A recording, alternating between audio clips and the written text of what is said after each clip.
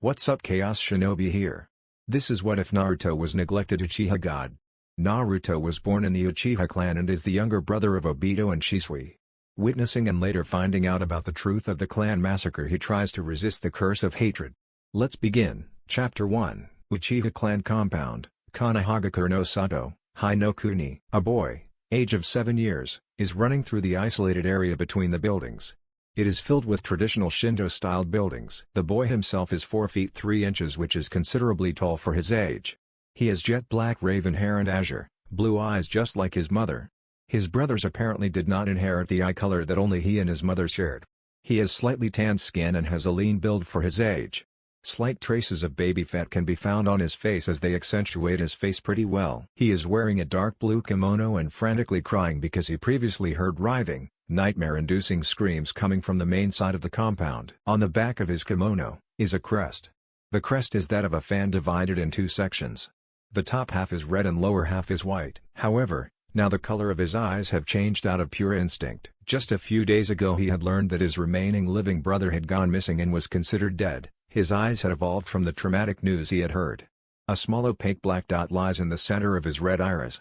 Surrounding the dot are 3 tomoe, lazily spinning as if they are waiting for something to happen. This eye is a rare dojutsu and is considered one of the most rare Kekkei Genkai in the history of the shinobi world. The Sharingan. These eyes are known only to manifest in the eyes of those who belong to the Uchiha clan. Said boy is also an Uchiha. He had awakened his at age 6 and trained ever since an incident changed his life. He did however hide this fact at his brother's request. His name is Naruto Uchiha.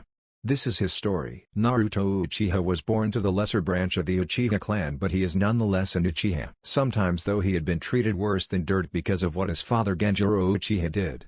He was considered somewhat of a traitor in the eyes of his fellow clansmen. Why, you ask? Genjiro and his wife Satsuki Uchiha were once considered the greatest Uchiha to emerge from the branch side of the clan since Kagami Uchiha. When Satsuki became pregnant with their first child, she immediately decided that she would quit the life of shinobi and raise a family. She had lost her brother in a battle that caused her to awaken the next stage of the Sharingan, the Mangekyo Sharingan. However, she was wise like her husband Genjiro, who had also awakened the Mangekyo, and rarely used it, fully aware of the consequence that followed from too much usage of the evolved dojutsu. After their first son was born, she was over the moon, as was her husband. Their first child was Obito Uchiha. He was a kind child who had inherited his parents' traits through and through. The main difference was that he was a slow learner when it came to being a shinobi. He would wear goggles and proclaim that he was going to be the first Uchiha who became Hokage. He would later go on to study under Minato Namikaze, one of the most up-and-coming elite jounins of Konoha. 5 years after that, their second son Shisui Uchiha was born. Even from a young age he showed signs of being a prodigy. Yet unlike the normal Uchiha who would immediately gloat about this and inflate his pride so as to it could touch the sky, Shisui was rather kind in his behavior and very humble about his skills. He especially looked up to his brother Obito, who may have been weak in the eyes of the elite, but to Shisui he was what a shinobi should be, a person who never gives up and overcomes the odds. 8 years later, the family of 4 received news that make them happier than ever. Satsuki Uchiha is pregnant. Genjiro is happy that he would become a father once more, while both his sons are ecstatic to say the least. Obito was jumping in joy that he would once again be an Aniki to another little guy, while Shisui was happy at the fact that he would be an older brother. Their happiness was short-lived however. An event changes the world. The Third Great Ninja War begins. As usual, Iwagakure is the cause of this once more. Genjiro Uchiha, one of the brightest leaf shinobi to emerge, was sent to the front lines and was part of one of the most important battles during the early stages of the war. During a raid in the Land of Waves, he had seen battalions of Iwa shinobi who had taken over the place and seemed to be oppressing the people. A portion of his team that he was leading had been captured by Iwa forces. Seeing that he would have to sacrifice his team, he disregarded all the rules and kicked the mission to the curb. He saved the lives of 15 Chunin and 10 Genin. He had also liberated the Land of Waves, but the Iwa forces understood the strategy the Hidden Leaf had played and they changed their entire tactical plan towards the Kanabai Bridge. In other words, Konoha had blown their chance to plan a surprise attack on Iwa because Genjiro had valued the lives of his teammates and the people of Nami no Kuni more than the mission. He was however killed in action while saving the people. His greatest regret being that he could not see his newborn son being born into the world. He was not even given a proper burial as Rude had decided to burn his body on spot so that no secrets could be spilled. Witnesses watched this and nobody protested against the fact that he would not be buried at his village. All the honor he got was a name on the memorial stone in Konohagakure no Sato. The Uchiha were outraged at the humiliation that Genjiro had brought them and had driven the family of 3, soon to be 4, to the edge of the Uchiha compound. Oftentimes the fellow clan members would berate and verbally abuse the family for bringing great dishonor to the clan. To his family, however, they understood why he did it. He valued the lives of others over himself. To them he was a hero. That was just who Genjiro Uchiha was. A selfless shinobi. Even the general citizens of Konoha looked at them with disgust because, to their lesser knowledge, he had cost them an important victory in the early stages of the war. Obito had often spoken up against this, but the clan elders paid no heed as he was from the lesser branch of the family. Obito had sworn that once he became Hokage he would make sure the elders would apologize to him and get rid of the stupid system that divides the clan. Sadly for the young Uchiha, he never got that wish to come true. He had sacrificed himself in the Battle of the Kanabi Bridge, which resulted in Konoha winning the Third Great Ninja War. Obito Uchiha was remembered as the shinobi who stayed behind and activated the explosion seals that destroyed the bridge. The right side of his body was crushed beneath a boulder, but he still pulled through with the mission after his team safely got away. Even after that, the family was looked down upon. They were known as the Uchiha lambs. Only useful as sacrificial lambs, as some of the main members of the Uchiha household had put it. Obito's legacy, however, had lived on through his teammate Kakashi, who had Obito's Sharingan in his left eye. It was a gift from Obito to him, and his family appreciated the fact that their son and brother had a true friend, who would not waste the gift, and Kakashi himself had adopted Obito's way of living as a shinobi. A girl named Rin Nohara was also his friend but had died a few months after the war. Shisui would later go on to continue his brother's wish to protect his family and the village. He was quickly recognized as a prodigy and also awakened his Mangekyo Sharingan at the age of 8 after he heard his brother had died. He had previously awakened the Sharingan at age 5 after nearly dying because of an attack by unknown Anbu who committed suicide before they could be interrogated. However, as the darkness came to consume the family, a new light was born. 3 months after the war ended, Satsuki's third child was born, Naruto Uchiha. When Naruto was around 2 months old, the nine-tailed fox attacked and killed a lot of people in the village. The fourth Hokage Minato Namikaze had sealed the beast into an unknown newborn girl. He saved the village at the cost of his own life. The village had started to suspect the Uchiha clan, as they knew that the Kyuubi could be controlled by the Sharingan. Some of the people even called the youngest child of Genjiro a sign of calamity, as his birth had resulted in an attack 2 months after he was born. Naruto Uchiha was a mix between his mother and father if his looks said anything. In terms of personality, he was like both Shisui and Obito. He had Obito's somewhat goofy approach to life and was always calm like Shisui. Even the verbal beratings did not matter to Naruto Uchiha. He knew that he had his mother and brother who would always be there for him. He had also somewhat of an older brother figure in Itachi Uchiha. Itachi was a few years younger than Shisui but was his best friend. As Naruto had once eloquently put it, Itachi was not one of the Uchiha who had a stick up in his ass. Where a child had learned a term like that was beyond everyone present during the event. This had resulted in his mother chasing him comically, but he was able to avoid it every time. Normally he would run too fast or use the most powerful jutsu known to children, puppy eyes no jutsu. Naruto's personality drastically changed when his mother died from a disease when he was 6. This incident resulted in him awakening his Sharingan, with Tuto Moe no less. Shisui decided that he would train his Altoto. He secretly began training him, and much to his surprise he was also a prodigy, albeit one that progressed at an abnormal rate. Naruto had rarely ever used the Sharingan and could do the traditional Uchiha fire-style jutsu after one go. Only Shisui and Itachi had known about his unnatural progress. He was even considered by both those prodigies to be someone who would give them a hard time once he grew up. He was however told to hide his skills at all times by them. He agreed with them without a second question. He had also inherited his oldest deceased brother, Obito's dream to become Hokage. He would do it for his brother and get rid of the boundaries that separated the two Uchiha family branches. Other than Itachi, he was close to Mikoto Uchiha. She was the wife of the clan head, Fugaku. She was a very nice and kind person. She often used to tease him about how he would grow up to be a real ladies' man. This came on when he accidentally blurted that if he ever got married it would be to someone beautiful like Mikoto. Realizing what he said, he had gained an embarrassing blush on his face, and she would often tease him to grow up so she could marry him. Her younger son Sasuke, who was the same age as around him, was quite weird, at least in his opinion. He always looked to be getting his father's attention and constantly trying to do things Itachi had performed at his age. He would also ignore Naruto for some reason. Naruto, however, in general was happy despite all the shit the universe decided to throw at him. His Sharingan training went well and he had successfully mastered his two Tomoe, but only Shisui knew about that part. A few days ago he received news that Shisui disappeared and was presumed dead. His eyes changed into the three Tomoe Sharingan. His entire world had been broken apart. His only family was dead. Not even Itachi was around after that. Now, in the Uchiha Clan compound. Where is everyone? Unfortunately for the boy, his questions are answered just not the way he wants. The sight before him is what shocked him to his core. Several dead bodies. Everywhere. All the people in the Uchiha compound were lying in pieces, or stabbed horribly as blood gushed out every now and then. He was shaking visibly and scared. He went near the body of a random person and was shaking it. "Hey! Please wake up." He started crying. What happened? Who did this? Naruto was wailing now. Such a gruesome sight was never meant for young ones like him. "I did it." A single cold voice cut through the air in the middle of the night.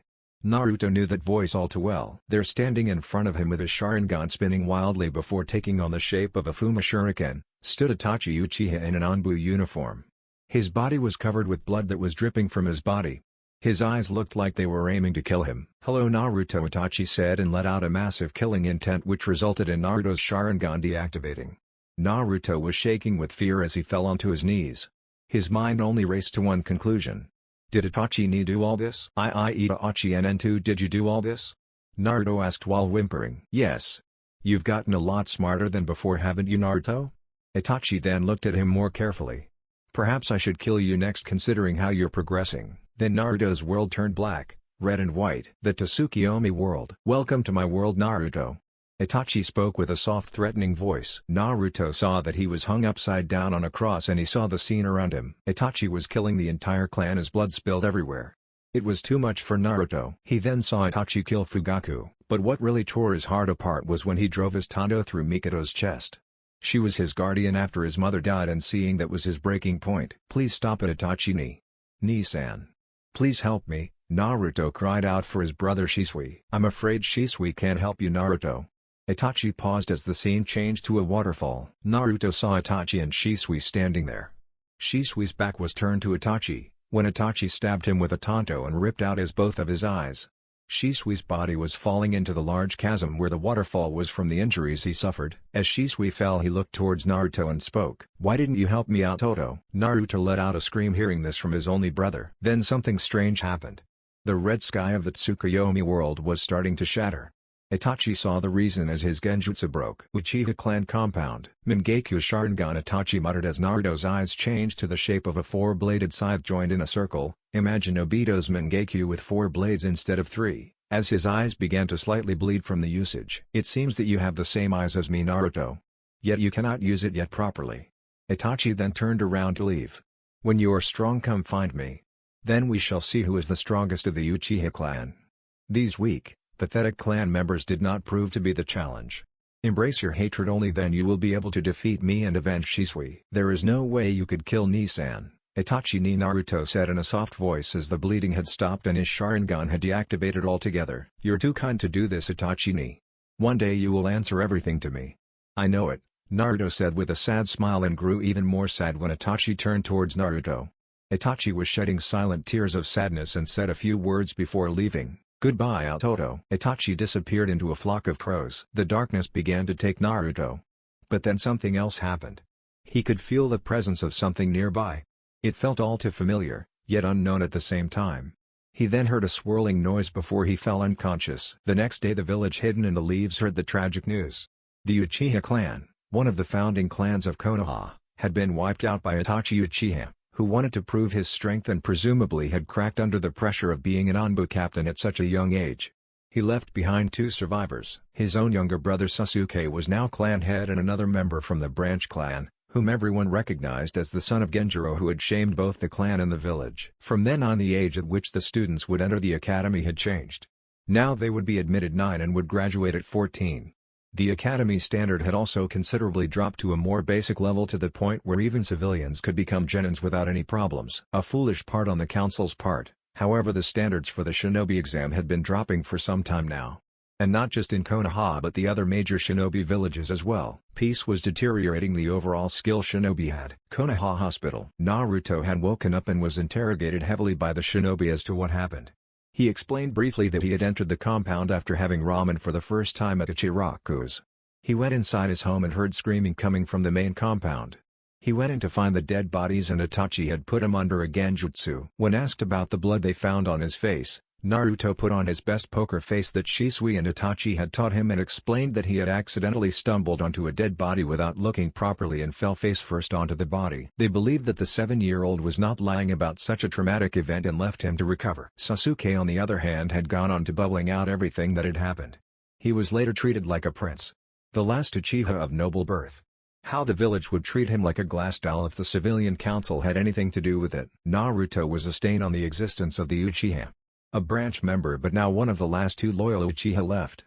Now they treated him a bit nicer as he had gone through a significant trauma. Naruto still did not want to get out of the hospital. He wanted to fake his injuries to remove some suspicion from him. He needed to pretend he was a weakling. Shisui had drilled this into him a long time ago. A true shinobi always hides his true skills and his greatest weapon is deception. The wisest words Tobirama Senju, the second Hokage ever spoke. He went to the bathroom and channeled chakra to his eyes as they changed into the Sharingan. He channeled even more and they changed shape as it took the form of a 4-bladed pinwheel. It was mesmerizing to Naruto but he felt significantly tired and his eyes hurt just a little bit at a time. He came out of the bathroom and lied down on the bed. He looked up at the white ceiling. Itachi-ni. I will find out why you did this, Naruto said, not knowing how his life had been set on a course from last night. Dreamscape flashback. Naruto and his mother Satsuki were walking towards the Naka River. He could see the distasteful looks his own clansmen were throwing his way. Look, it's the traitor family. It's that Genjiro's spawn and his wife. Sacrificial lambs. That's all that family is good for. Why are they still allowed to live in the compound after the shame they brought? Naruto-chan? Naruto was broken out of his thoughts and found 2 kind blue eyes looking into his own cerulean pools. Is something wrong? Gomenka-chan. Naruto spoke with a sad look on his face. I know you and Nisan told me to ignore what everyone says about us but sometimes the things they say. It hurts so much. Naruto finished as a small sad look formed on his face. True, his brother always said that shinobi restrain their emotions, but this was hard sometimes. Words hurt more than actions. Satsuki came down to his level and pulled him into a soft hug. Even Naruto knew that his mother's health was not too well. She was not as strong as she used to be. Oftentimes he had to go to the hospital with her to get her a thorough checkup and come back home with bags of medicine that helped soothe her condition. Shisui worked overtime in the Anbu Black Ops to get more funds to find out if there was a cure to his mother's disease that was slowly eating away at her. Naruto-chan. Never pay attention to what the villagers or the clansmen never talk about you, Satsuki said with a sad smile. Your To-san and Obito-ni-san were heroes of the leaf. Always remember that. Sochi. Hika-chan. Naruto tightened the hug on his mother and clung to her like a lifeline. After Shisui, she was the only family that Naruto had. Sochi, would you like to see your To-san and Ni-san again? Satsuki smiled and activated her Sharingan. Naruto shook his head and blurted out a no immediately. He then hugged his mother even tighter. It's okay, Ka-chan, Naruto said as he suppressed a sob. Sometimes Satsuki would perform Tsukuyomi to show him illusions of his father and Obito. He would laugh at how both of them were goofballs at times. Satsuki's Tsukuyomi was very powerful and at times felt like a separate reality itself. However, Naruto also knew that the strain it caused on her mother was too much and any further complications would make her even weaker. I already know what they were like. Besides, I have you and Ni-san. That's all I really need. He released the hug and looked at his mother with a kind smile on his face. She cupped his cheeks and gently kissed his forehead. My little Naruto-chan. You're going to be a fine man when you grow up. Satsuki then stood up as Naruto held her hand and walked towards their destination. Suddenly a soft tug was felt on Naruto's shoulder. He turned around to see Shisui standing there with a goofy grin on his face. Yo, Altoto. As soon as Shisui said this, Naruto pouted cutely. He hated the fact that Shisui could easily sneak up on him. Of course, this was Shisui, the teleporter known for perfecting the Sunshine no Jutsu to a new level. Hell, he left after images because of his proficiency. Aw, is little Naru mad I sneaked up on him again? Shisui asked with a cheeky smile. Naruto was now annoyed and Satsuki was giggling at the interaction between her sons. One of these days, Ni-san. One of these days you'll see just how strong I become. Then you won't be able to sneak up on me anymore. Naruto said with his chest heaving with pride. Shisui simply stared down at his brother and saw that his mother was looking at both of them with a sweet smile. A smile that was too sweet. All of her sons including her husband were afraid when she smiled like that. Shisui's sweat dropped and knew that if he teased his Naruto any further there'd be hell to pay. After all, Satsuki Uchiha had loved Naruto more than any of her children. Instead he just ruffled his younger brother's hair and smiled at his proclamation. "You know what, Naruto? I have no doubt you will." Shisui said this and hugged his little brother who simply gave into it. He picked up Naruto on his shoulders and asked where they were going. After hearing they were going to the Naka River, Shisui decided to accompany them. He just returned from a mission and wanted to spend his free time with them and his friend Itachi as much as possible. He had yet to get girlfriend, of course, even Itachi had one. This often caused dark clouds to gather over Shisui's head as he would sulk in the corner. Naruto especially found this habit of his hilarious. Shisui of course did not miss the glares being pointed at them. He too was not bothered by what the people thought. His father had taught his sons a lesson. A lesson that Shisui later passed on to his friend Itachi and later to his younger brother Naruto. A shinobi is a person who endures hardships and overcomes them. He is one who believes in self-sacrifice. He does not seek glory. A shinobi always protects his comrades. He is the guardian in the shadows. That is the mark of a true shinobi. Naruto was on his brother's shoulder and was looking at his family. In that single moment, only he knew how much he had cherished moments like this. "Just you wait, Ka-chan, Ni-san. I'll be even stronger than To-san one day." Konoha Hospital, Kanahagakure no Sato, Hai no Kuni. Naruto got up from his sleep and saw that his eyes were bloodshot as tears were still freely falling down his cheeks. "Ka-chan. Ni-san. Itachi ni." Obachan. Naruto tried to hold back the tears that were still leaking.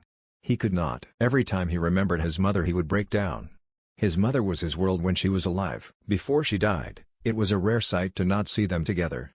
After she got sick, Naruto at times refused to leave her side and even fell asleep on the bedside. At one point he even said he does not want to lose any more family and would gladly give his own life if it meant she could be healthy again. Funny how fate wanted to play with his already sad existence and added more chapters that sent him spiraling downwards. There was knock on the door and Naruto gave permission to come in. It was the Sundaime Hokage Hiruzen Sarutobe. The professor. He was known to have mastered jutsu from all 5 elements and was the teacher of the Densetsu no Sannin, the 3 legendary shinobi of the leaf.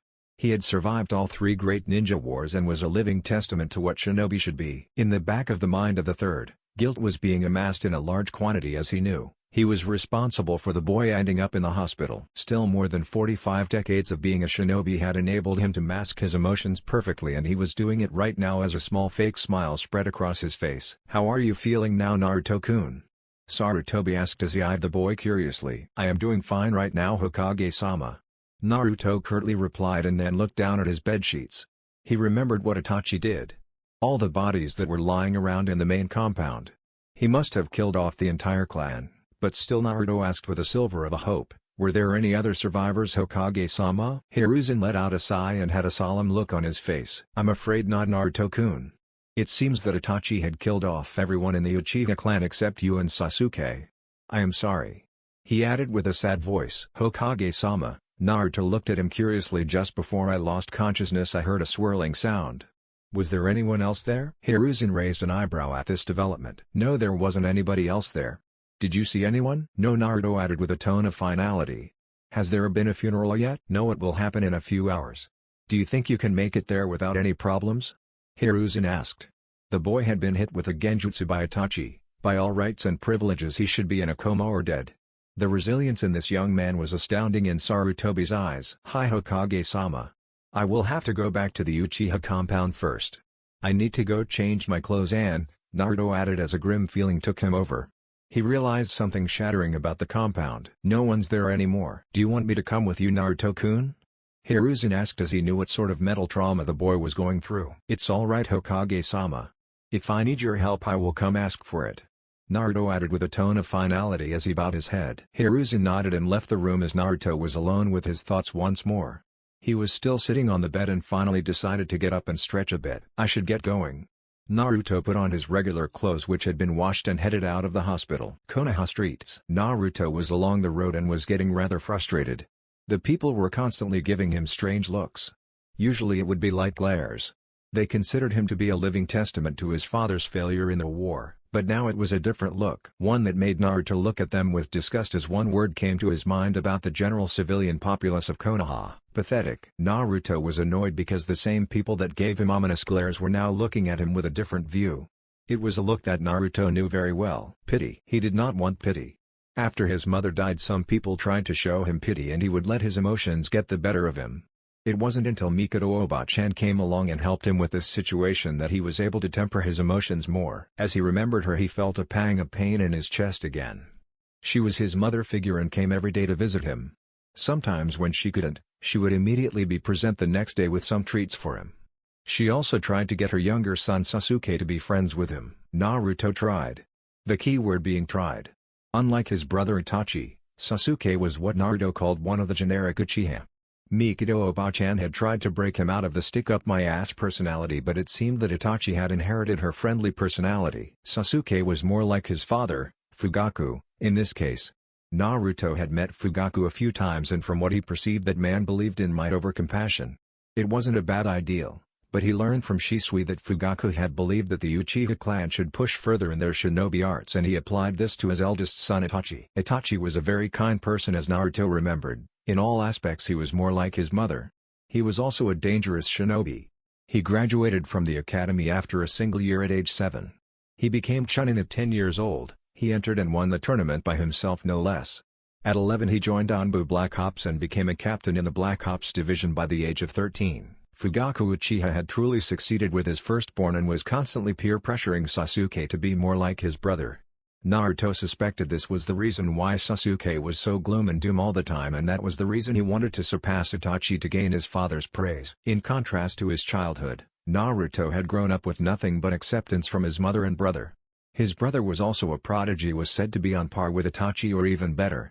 Secretly, Sasuke had seen him spending time with his own family and bliss, and even Itachi hung out with him sometimes. Sasuke was a bit jealous at the fact that his own mother and brother had spent time with Naruto, while he had to work hard to earn the respect of his father, which he recently started to gain.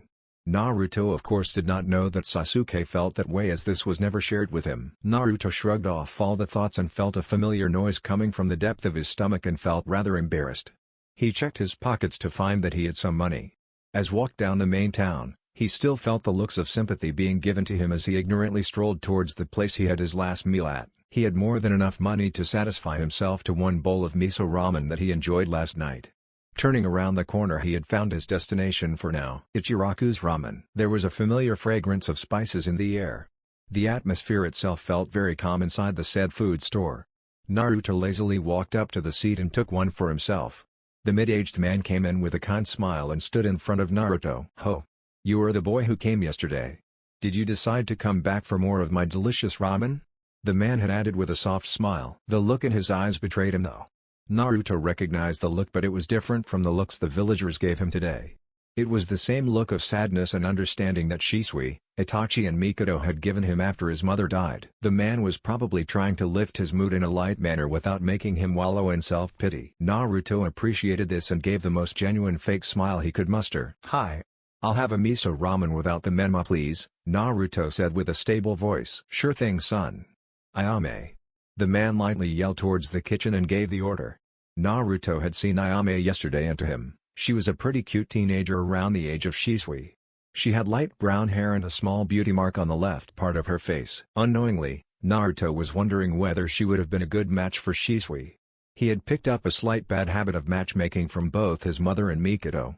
He cursed himself internally for picking up such an infectious habit. "Okay To-san," Ayame said as her head peeped out of the edge of the door and her sight fell on Naruto. She also gave a slight smile and talked. "Oh, it's you again. Wait, you never told us your name. What is it?" "Oh sorry. My name is Naruto Uchiha." Naruto introduced himself and bowed his head a little while a kind yet fake smile that was plastered on his face. This was a strange behavior, to both the man and, judging by their facial resemblances, his daughter Ayame. The Uchiha don't usually bow their heads to anyone, let alone civilians. Now they remembered who he was. The son of Genjiro Uchiha, who the common people considered a blight on their shinobi history. But another thing he said had caught their attention. "So, your name is Fish Cake?" Ayame asked with a cheeky grin, and her father was about to say something but was cut off by said Fish Cake. "It means maelstrom," Naruto said with a low grumble. Ayame and her father were slightly snickering at his behavior. One thought however crossed both their minds though. Nope. He's not a normal emotionless, prideful Uchiha. Ahem. The man said and coughed into his hands as Naruto took his seat again. I apologize for my daughter's teasing. She does that a lot of times. My name is Tucci. He stretched his hand out and Naruto shook it willingly. They began some small chat and then eventually Tucci decided to try and help the boy. So, Uchiha-san, how do you feel right now? Tucci asked with a solemn look on his face. Please call me Naruto, Tucci Oji-san. Naruto said this and Tucci perked up at him calling him Oji-san. The boy was truly kind and it continuously seemed to amaze the father-daughter duo as to how normal and down-to-earth an Uchiha can be. He came here yesterday but he hardly spoke and there were a lot of people at the same time. And I am doing fine for now. Thank you for asking. Well, remember this, boy. Anytime you feel like you need to talk or just want some company, don't hesitate to come here. Tucci smiled and put a hand on Naruto's shoulder. Naruto was honestly surprised at the man's actions and for the first time today smiled, lightly. Arigato Oji-san. Then he found that Ayame came forward and placed a bowl in front of him. Arigato Ayame-ne-san. Ayame could not help but ruffle the young boy's spiky raven hair. Afterwards, Naruto finished the bowl and tried to pay for it but they insisted that this one was on the house. Naruto exited the establishment with a ghost of a smile still embracing his face.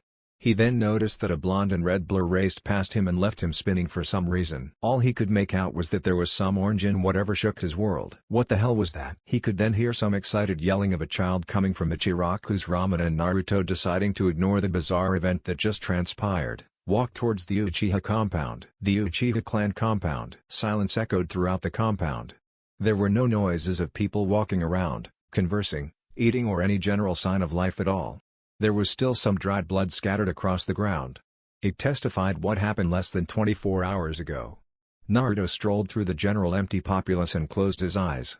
This was an exercise he had often performed. Shisui told him it would come very handy one day. He did not open his eyes. The images of stabbed bodies and blood splatters were etched into his mind. He could still see them. Eidetic memories stamped into his mind as each and every detail of the gore he witnessed where he used to stroll by came to haunt him. He unconsciously headed towards his house. It was empty. He took off his sandals and went for a shower. After he came out, he put on a black full-sleeve shirt and blue pants.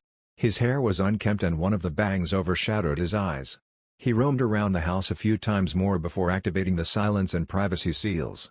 His brother had shown him the hand seals as to how to activate them and he memorized them with a Sharingan. The reason he had done this was simple. In his room, near the leg of his bed, he found that the edge of the wooden floor splintered.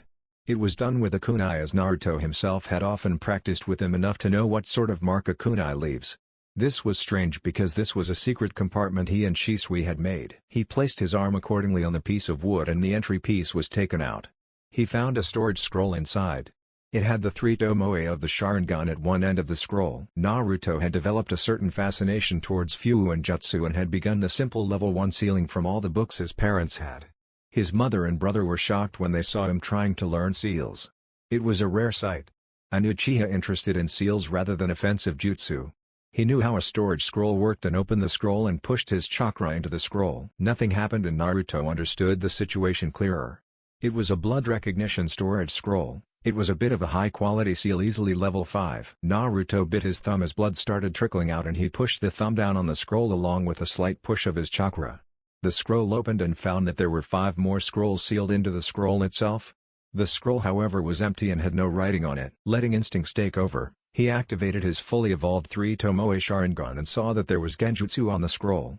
He released with his Sharingan and read the contents in the scroll. Dear Atoto, if you're reading this then it means I am most likely dead. I have written this scroll exactly 1 week after Ka-chan has died. I am sorry Atoto, but sometimes we need to grow up faster than we should.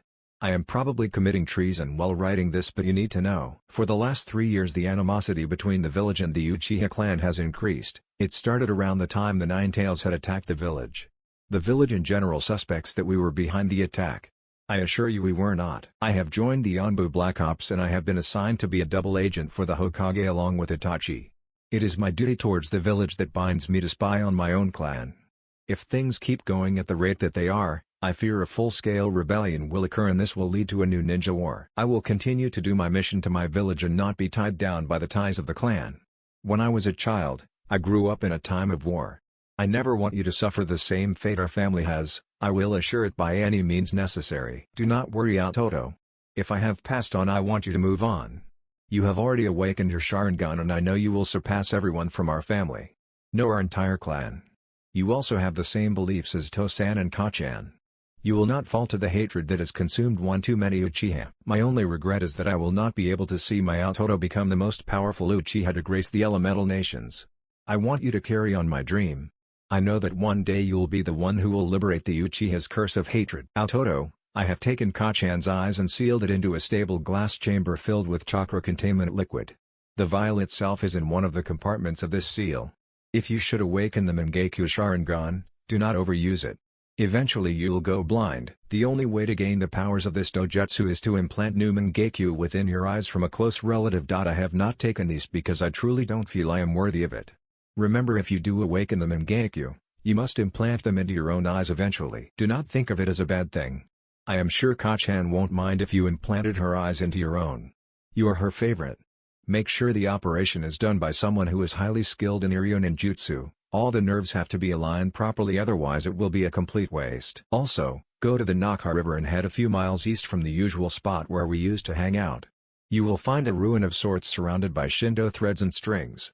Stand by the edge of the ruins and perform these hand seals. Remember, it can't done without the Sharingan, and the person who enters it must be an Uchiha. Tatsu, Ni, Tori, Mi, Inu, Tatsu, Uma, Ushi, Uma, Yu, Saru, Hitsuji, Tora, Mi. These are the hand seals for the secret entrance to the Uchiha Stone Tablet Chamber. I want you to go there and read it. It will explain a lot about the Uchiha clan ancestry and the Sharingan's abilities itself. Remember, Autoto, do not fall to the arrogance and hatred that has tainted our clan for so long. I know you are better than that, just like Itachi. Also, if you find this delivered to you by not me, you can figure it was Itachi. He also looks at you like his little brother. I want you to know this, Autoto. I love you. We all do. Stay safe and grow up to be the fine shinobi we all know you will be. Your brother Shisui. Naruto was crying freely again. He understood a lot of it now. Shisui's fears were realized and came to fruition. The Uchiha clan must have planned a coup. That is why someone like Itachi Uchiha had killed off the entire clan so that the innocents in the village don't have to suffer. In harsh reality, Naruto did feel a bit of resentment towards the village. They had ostracized his father for choosing the lives of his comrades over the mission. They treated them like scum, and the occasional glares and words of resentment did not help at all. He then remembered what his family taught him. To not be bound by the limits of the clan. Expand your horizons and look at the greater good. Ni-san. Naruto spoke between the sobs. I will not let any of our family's sacrifice go in vain. I will carry on your dreams and protect the village. For all of us. I will protect the village from the shadows if need be. But I will also change the way the village looks at the Uchiha. I will change the Uchiha clan. Naruto opened his eyes as the three tomoe spun wildly. If one were to look closer, you could almost see the silhouette of a chakra taking the shape of man that was clinging to Naruto's shadow. The Naka River. Naruto was skipping stones near the edge of the Naka River. This was their favorite spot on the river. He would sit there for hours while sitting with his mother or brother and stare off into the eternal water that always flowed there. He always felt a certain amount of peace when he stood in the exact same spot he was standing in right now. Skipping stones became a bad habit for him when it came to this place. It was instinctual. Shisui had often told him when he was younger that skipping stones was a good warm-up exercise for those who were not shinobi. He used to think it was an absurd lie. He started skipping stones in a shuriken-throwing fashion at 5, and when he finally started his Boku Jutsu at 6 he saw that it was not a lie at all. The stones were sometimes heavier than conventional shuriken, and this helped him when he started the actual exercise. Though his brother had often told him not to rely on the Sharingan all the time as he believed it would greatly hinder his progress as a shinobi in the endgame. Many of the clan members had often prided themselves on the fact that they had the Sharingan. The branch member, however, could not proudly proclaim that proud ancestry so easily. Very few members from the branch had awakened the Sharingan. Naruto's eldest brother himself had awakened the Sharingan a few moments before his death, as Kakashi had stated before, whose left eye was one the Sharingan Obito had awakened. Shisui awakened it after he was attacked by some Anbu Black Ops, something that bothered Naruto to this day. Naruto does not remember the story as to how his parents awakened, but guessed that it must have been a similar situation. After a few more stones had been skipped, he started towards the eastern direction of the Naka River from where he stood. This was going to be a very defining moment for Naruto. He found the Shindo boundary and saw the cavern that was digging itself below into the ground.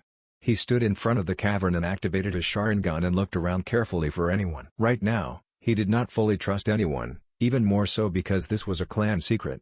Anyone outside the clan who had gained the knowledge by inept means would face only one punishment, death. Seeing that there were no chakra signature, he took a moment to contemplate the situation.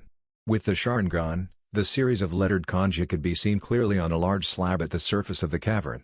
He then was mentally remembering all the hand seals that Shisui had written down on the scroll and released a large sigh before performing them. Tatsu, Ni, Tori, Mi, Inu, Tatsu, Uma, Ushi, Uma, Yu, Saru, Hitsuji, Tora, Mi. Then the slab raised itself as a light blue-colored chakra displayed itself around the corners of the slab. He saw that the slab rose further and was waiting in midair. Naruto got down in the dugout earth and saw that there was a stairway leading downstairs. It was dark. Too dark. Naruto let out a small sigh and channeled Katan chakra to his palms after performing the Mi and Tora hand seals. The flame lit in his palm and he noticed that the slab that was suspended in midair had come down and closed the entrance. Well, at least the slab knows what it's doing, Naruto muttered as he looked at the walls with pure distaste. All of the walls seemed like they had been maintained properly, but the color was somewhat depressing.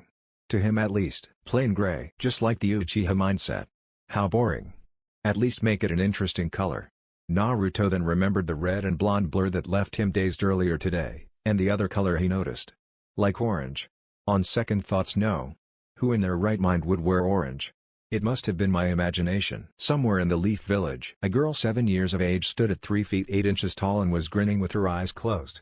She looked like a mad scientist with that grin on her face. She had light skin and had 3 faint whisker marks on each of her cheeks. Her face had baby fat, which was an added factor to her bubbly cuteness. Now she opened her eyes and a deep violet shade could be seen clearly. Her hair, sun-kissed blonde hair, had streaks of red and it was smooth and flowing. It was done in twin pigtails. She wore an orange hoodie which had some blue in it and wore orange pants as well.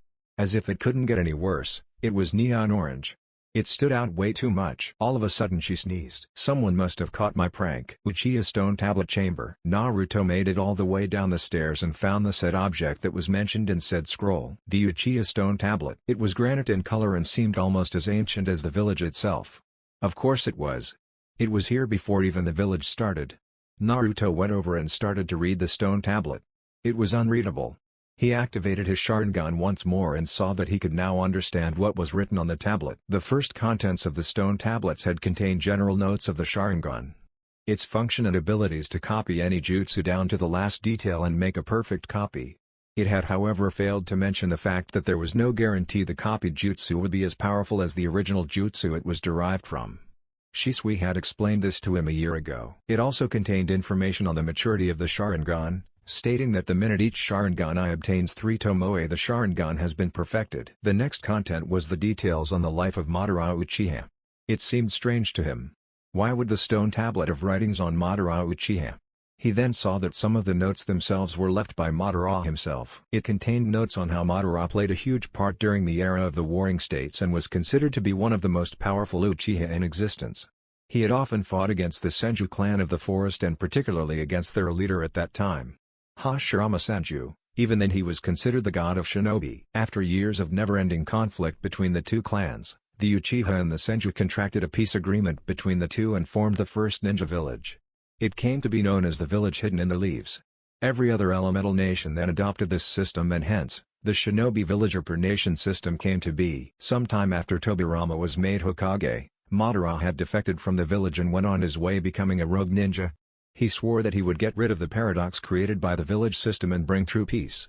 That was his opinion that was scribbled into the tablet. He returned with a vengeance. Armed with the 9 tails, he fought against Hashirama Senju and changed the entire landscape that forms the border of the Hai no Kuni. The devastating effects of their ungodly battle is still present today. It is now known as the Valley of the End. 2 titanic statues of Hashirama and Madara were erected there as a testament to their historic battle. To the Hidden Leaf Village, Madara Uchiha was a traitor. He was the definition of everything Konoha ever went against. All the people generally regarded Madara to be nothing but a malevolent force in the shinobi world who only knew how to create mass-wide destruction and chaos. The Uchiha clan themselves held a high disregard for Madara. He was the reason why, according to them anyway, the village would always suspect them. He was the ghost of the Uchiha clan. Ironic how they ended doing the exact same thing he did only some decades apart. To Naruto however, Madara Uchiha was a target. A level that no other shinobi could ever reach. When he once said that he wants to reach Madara Uchiha's level, his mother gasped and bonked him on the head.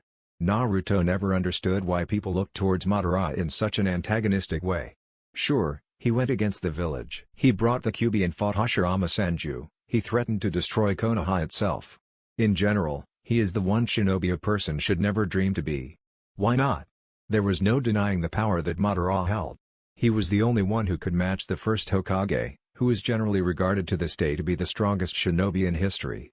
Naruto wanted to be that strong. He wanted to reach the level Madara was at, but he would never turn his back on the village. Not after how his family had given their lives to protect their home. Doing that would be tantamount to spitting on their graves. Moving on, he read the second description of the tablet. He found the description of two dojutsu that were clearly written as forbidden jutsu. They were kinjutsu and absolutely forbidden to use. Regardless, Naruto read on. The first one was Izanagi. It was a powerful genjutsu that was cast on the user instead of the victim. When the Izanagi is activated, the boundaries between reality and illusion are discarded for the user. For a brief amount of time, the caster of the Izanagi is able to control their state of existence. I.e., warp reality for themselves. The main usage and purpose is for the user to cast off injuries or mortal wounds as mere illusions and then fade away, only to return to reality unscathed. The price for this genjutsu was also too high. Once the caster would use the Izanagi, they would permanently lose the light from one of their eyes. They would become blind from which eye the jutsu was cast. It was also stated that many Uchiha members had abused this jutsu and got lost in the power of the Izanagi, which led to inner conflict within the clan. Members would fight each other over the supremacy of their visual prowess, and the usage of the Izanagi became a common phenomenon, leading to the death of many members. Seeing this, the Uchiha clan had come up with another jutsu to counter this jutsu specifically. It was the perfect counter to Izanagi. This visual kinjutsu was known Izanami. Izanami was different from Izanagi in many aspects. Whereas Izanagi had warped reality itself, the genjutsu prowess of the Izanami depended on physical sensations between the user and the target. To activate the technique, an arbitrary moment would be chosen at first. The caster then uses their Sharingan to remember the physical sensation felt by the bodies of both the caster and the target during that instant. Call this moment A. Then after some time, the user must then intentionally replicate the sensation in the same way of that captured moment once more. They have to memorize this moment as well, moment B. The flow of time between the two events must also be carefully considered and recorded. Several other moments can also be recorded, but it is mandatory that the initial moment and final moment must be the same for the jutsu to work. The Izanami is then activated and the opponent's consciousness is then trapped in an infinite loop of events between the two moments. Between moment A and B. The more moments recorded between the two moments would result in a more effective application of the Izanami. Once captured, the body of the target stands motionlessly while the infinite loop of events keep repeating themselves. Even if the target becomes aware of the sensations and tries to cast it off as an illusion, it would be impossible to escape, unless one had truly accepted their fate. The real reason this jutsu was developed so that the abusers of the Izanagi could realize what they have done and finally realize their mistakes, so that they can reprimand themselves. In this case, the users of the Izanagi, the illusionary caster in the genjutsu, is also somewhat sentient. The actions in the loop of events such as verbal actions would also be repeated on a never-ending loop. The illusion of the caster would also keep telling the victim to take a closer look at the chain of events brought forth by them and acknowledge their mistakes. The Izanagi has the power to alter destiny, but the Izanami has the power to decide destiny. As the same case with Izanagi, the usage of the Izanami also causes blindness to take over the eye from which the genjutsu. Ironically, the Izanami is not to be used on enemies, but on friends who have lost their way, and is used as a means to help them find themselves again. Naruto was deeply affected by the two kinjutsu he read about. Silently, he prayed to whatever god was out there that he would never have to use either of these jutsu in his natural life. He then got on to the topic that was crucial to the Uchiha heritage and the powers their eyes held. The secrets of the Mangekyo Sharingan. It stated clearly that the Mangekyo Sharingan was the next level of the Sharingan. The only way for a person to achieve the higher power that is known as the Mangekyo Sharingan is through killing the person who was closest to you. Naruto now frowned at that statement. Something's wrong with that statement. It's almost like as if someone wrote that there on purpose. Naruto had awakened his Mangekyo Sharingan without killing anybody. He was pretty sure that his parents and brother had also awakened theirs without killing anybody that was close to them. They couldn't. They were just not that sort of people who would kill a person they love, they hold dearly to their chests. The same could be said for Itachi. The whole statement itself caused Naruto to disregard whatever information the tablet may present next. Still, curiosity took the better of him and he kept on reading. The stone tablet had nothing else written on it. But Naruto knew better and remembered the word Shisui had written and activated his Mangekyo Sharingan. It stung a little bit as he closed his eyes for a moment before opening his eyes. The four-bladed scythe wheel present in his eyes. Maybe it's because I am not strong enough to wield it yet. Gotta do this quick. He then read the tablet once more and found out about the abilities the Mangekyo Sharingan grants. The first one was Tsukuyomi. It was considered to be a powerful genjutsu that alters the user's effect on time itself. The amount of time spent when caught in the genjutsu is exponentially multiplied to that of the actual time spent in the real world. Naruto shivered as he remembered the effects of the jutsu, how he had to watch Itachi slaughter the entire clan, murder Mikado and rip out Shisui's eyes. The next ability he read about was Amaterasu. Amaterasu was a visual jutsu that depended on precise visual focus. Upon the mere intensity of the gaze, black flames would conjure on the location and incinerate the object. The Amaterasu flames could not be extinguished by any normal means. Only the caster of the jutsu has the ability to negate the flames, and that too requires great focus. When left unattended, Amaterasu will continue to burn for 7 days and 7 nights before extinguishing on its own. I wonder if it can be sealed. Naruto mused as he remembered Shisui sealing a fire jutsu into a scroll. Must be one hell of an elemental capture seal to seal flames like Amaterasu. Now came the part that scared Naruto a bit. The Koto and Matsukami. It was considered to be the perfect genjutsu that a Sharingan user could ever hope to awaken. The Koto Matsukami would literally invade the mind of a subject and implant ideas. Absolute control over the mind, while the victim would have no idea that said person is under a genjutsu. The victim would be entirely convinced that every action they are taking would be according to their free will. However, the drawback was that to fully utilize the effect of the Koto Matsukami, both eyes would be needed to perform the genjutsu on a perfect scale. Such a powerful genjutsu. In the wrong eye sockets, this can cause widespread panic. Naruto then went on to read about the infamous space-time jutsu of the Mangekyo Sharingan. The Kamui. The Kamui had 3 abilities. One was that the user could create a void or a black hole on a small scale to absorb/transport a certain object to a personal dimension of said visual jutsu. The second ability was a transportation technique that took the user itself to the personal dimension, and then reappear to a certain location whose entire geography was well versed into the mind of the user. The third and most dangerous ability was intangibility. The body or chosen parts of the body would not exist in this realm and phase through whatever attacks that would be cast at them. The severe drawback of this ability was that the user could not attack in this state and had to materialize to attack. This gave the opponents the time to attack within that same time frame. Every jutsu has a weakness. Naruto muttered to himself. This is what Itachi had once taught him along with Shisui. Even an invincible jutsu like the Kamui had a weakness on this scale. To most it would seem invincibility, but a seasoned shinobi could exploit this weakness and use it to his advantage. Naruto then read the next topic, which was both exciting and bone-chilling for him. The Mangekyo Sharingan could control tailed beasts. The Mangekyo Sharingan was capable of enhancing every other power the user had. Even a normal genjutsu would be nearly 3 times as powerful. The Mangekyo user would be able to control a tailed beast through their visual prowess and, for all intents and purposes, turn the mighty beasts into pets. Naruto figured that Madara must have controlled the 9 tails through this. It was also mentioned that Tsukuyomi and Koto Matsukami are the perfect genjutsu to control tailed beasts. Of course, powerful genjutsu other than these could also control, but to a much lesser scale. They could however suppress the chakra that a Baiju or its Jinchuriki would be moderating. This was way too much information for Naruto to handle. Thankfully he had brought along a scroll and was furiously writing down all the contents of the stone tablet. He would later evaluate all the writings and make his own conclusion. Then came the next ability granted by the Mangekyo. A technique.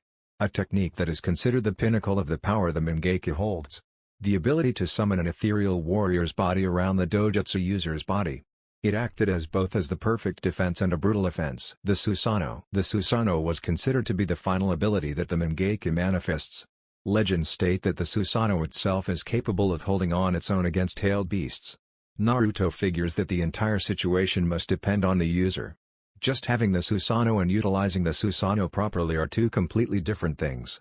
The Susanoo itself consists of 5 stages. The first stage would form a rib cage made of pure ethereal chakra. Each user had a different colored Susanoo. This stage acts mostly as a defense. The second stage forms a skeletal head and hands which can be used to attack the enemies but has a limited range unless the user moves along with the Susanoo activated. The third stage has ethereal flesh covering the Susanoo and allows more mobility. In some cases, the Susanoo has 2 additional arms protruding out. Usually this happens in the next level. The fourth stage has a shroud of armor covering the Susanoo, increasing its already sturdy defense. This one also allows the Susanoo access to weapons in accordance to the user's abilities. The fifth and final stage of the Susanoo is called the full-body Susanoo. It is stated clearly in the stone tablet that, those who see the perfect Susanoo facing down on them don't live to tell the tale. In this form it is said to be at the same heights as the tailed beasts and has a complete body. It consists of 4 arms, covered by reinforced armor and a prominent Tengu nose. It also has a certain long-range weapon known as the Magatama which is hurled at the opponents. It can easily cause widespread destruction without much effort. However, the prices for all the magnificent abilities that the Mangekyo is the same. Vast amounts of chakra usage and exhaustion. There is also a very important factor about the usage of the Mangekyo Sharingan. Those who overuse their eyes will eventually go blind. The only way to retain the line of these eyes is to replace your original eyes with the Sharingan of another who has awakened the Mangekyo themselves. This will cause the 2 Mangekyo to overlap and negate the blindness caused by the usage. These eyes are known as the Eternal Mangekyo Sharingan. Naruto then closed his eyes for a bit and deactivated his Sharingan. He sat down and unsealed a water bottle that he brought with him. He knew there were still some things to read, so he activated his Mangekyo once more and started to read. The next passages of the stone tablet shocked him. The stone tablet was apparently created by Hagoromo Otsutsuki, better known as the Sage of 6 Paths. The stone tablet was his creation and the passages inscribed were written by him. Apparently he had fought his mother, who was considered to be a cruel godlike being. She was considered to be the first user of chakra. She had eaten the fruit of a forbidden tree and obtained the ability to mold and use chakra. Later on, her son, Hagoromo, had also inherited her powers and had a legendary dojutsu known as the Rinnegan. This was considered to be the most rare and powerful of the 3 dojutsu. His mother Kaguya Otsutsuki had used the tree's power to reflect a never-ending genjutsu off the surface of the moon and trapped the people in the infinite Tsukuyomi. Hagoromo later defeated his mother and freed the people with his Rinnegan. The Rinnegan apparently granted its users powers that was unlike any other and gave them the ability to use yin and yang chakra. Later the tree from which the fruit was eaten had come to life and took the form of a hideous beast with 1 lone eye and 10 tails. This beast was known as Juubi, the 10 tails. The Sage of 6 Paths later fought the Juubi, who had come to wreak widespread destruction and reclaim the chakra that was stolen from the tree. The sage then defeated the Juubi and sealed its chakra into himself. He later separated the Juubi's chakra into smaller parts inside his body. They took the shape of 9 different beasts with different amounts of tails. They were later known as the tailed beasts. Hagoromo then roamed the world and spread ninjutsu. He became known as the father of all shinobi. Hagoromo had 2 sons. The older had inherited his mental energy and his ocular powers. The younger one had inherited his physical powers and dense chakra. On his deathbed, the sage chose the younger son to be his successor, who believed that true peace can be achieved through the combined efforts of people. The older brother had always believed in power and conquest were the means by which the world would attain peace. After the sage died, his sons had fought time and time again. The tailed beasts had reformed and each went their own way. Even now the descendants of the sage's sons were enemies. The older son's descendants came to be known as the Uchiha. The younger son's descendants came to be known as the Senju. Hence the cycle never ends. At the end stone tablet was a passage inscribed by the sage himself. Seeking stability, one god was divided into yin and yang. These opposing 2 acting together obtain all things in creation. This sentence had 2 meanings according to Naruto anyway. 1. 2 opposing forces would act together to bring peace. Or, 2. A person with both those powers could bring peace himself if he willed himself to. Naruto guessed that the combinations of the Senju and the Uchiha bloodlines would mutate the Rinnegan to exist. This is way too much information lying around on a stone tablet. Something's not right. Naruto stared at the tablet once more. He found another passage. When someone who possesses the power of samsara approaches the moon, an eye will open that is reflected on the moon to grant the eternal dream to those who are wronged. Naruto sat down and closed his eyes for a long time. So the Mugen Tsukuyomi will redeem the Uchiha. Such nonsense. To take away the will of the people and trap them under an illusion forever. How despicable. Riko Udo Senin. I don't know why you wrote that second verse. But, I am going to go with first conclusion of working together with an opposite force. This village itself is a symbol of what can be achieved when people work together. Though there are a few things that I'd like to change. Naruto got up and looked around the chamber and found a secret compartment. It was hidden under a genjutsu. It contained scrolls of ninjutsu and genjutsu. Naruto took them and sealed them into the scroll he brought with him. I'll return it later. He got up and was going to go the way back out but saw there was another flight of stairs in the opposite direction and headed up. He used his Sharingan and performed the same hand seals. The door that blocked his path moved away. He was now in the Naka Shrine, so the clan built a secret bunker beneath the shrine. No one would suspect if anybody held meetings there. Ha Uchiha of us! Naruto rushed back to his home.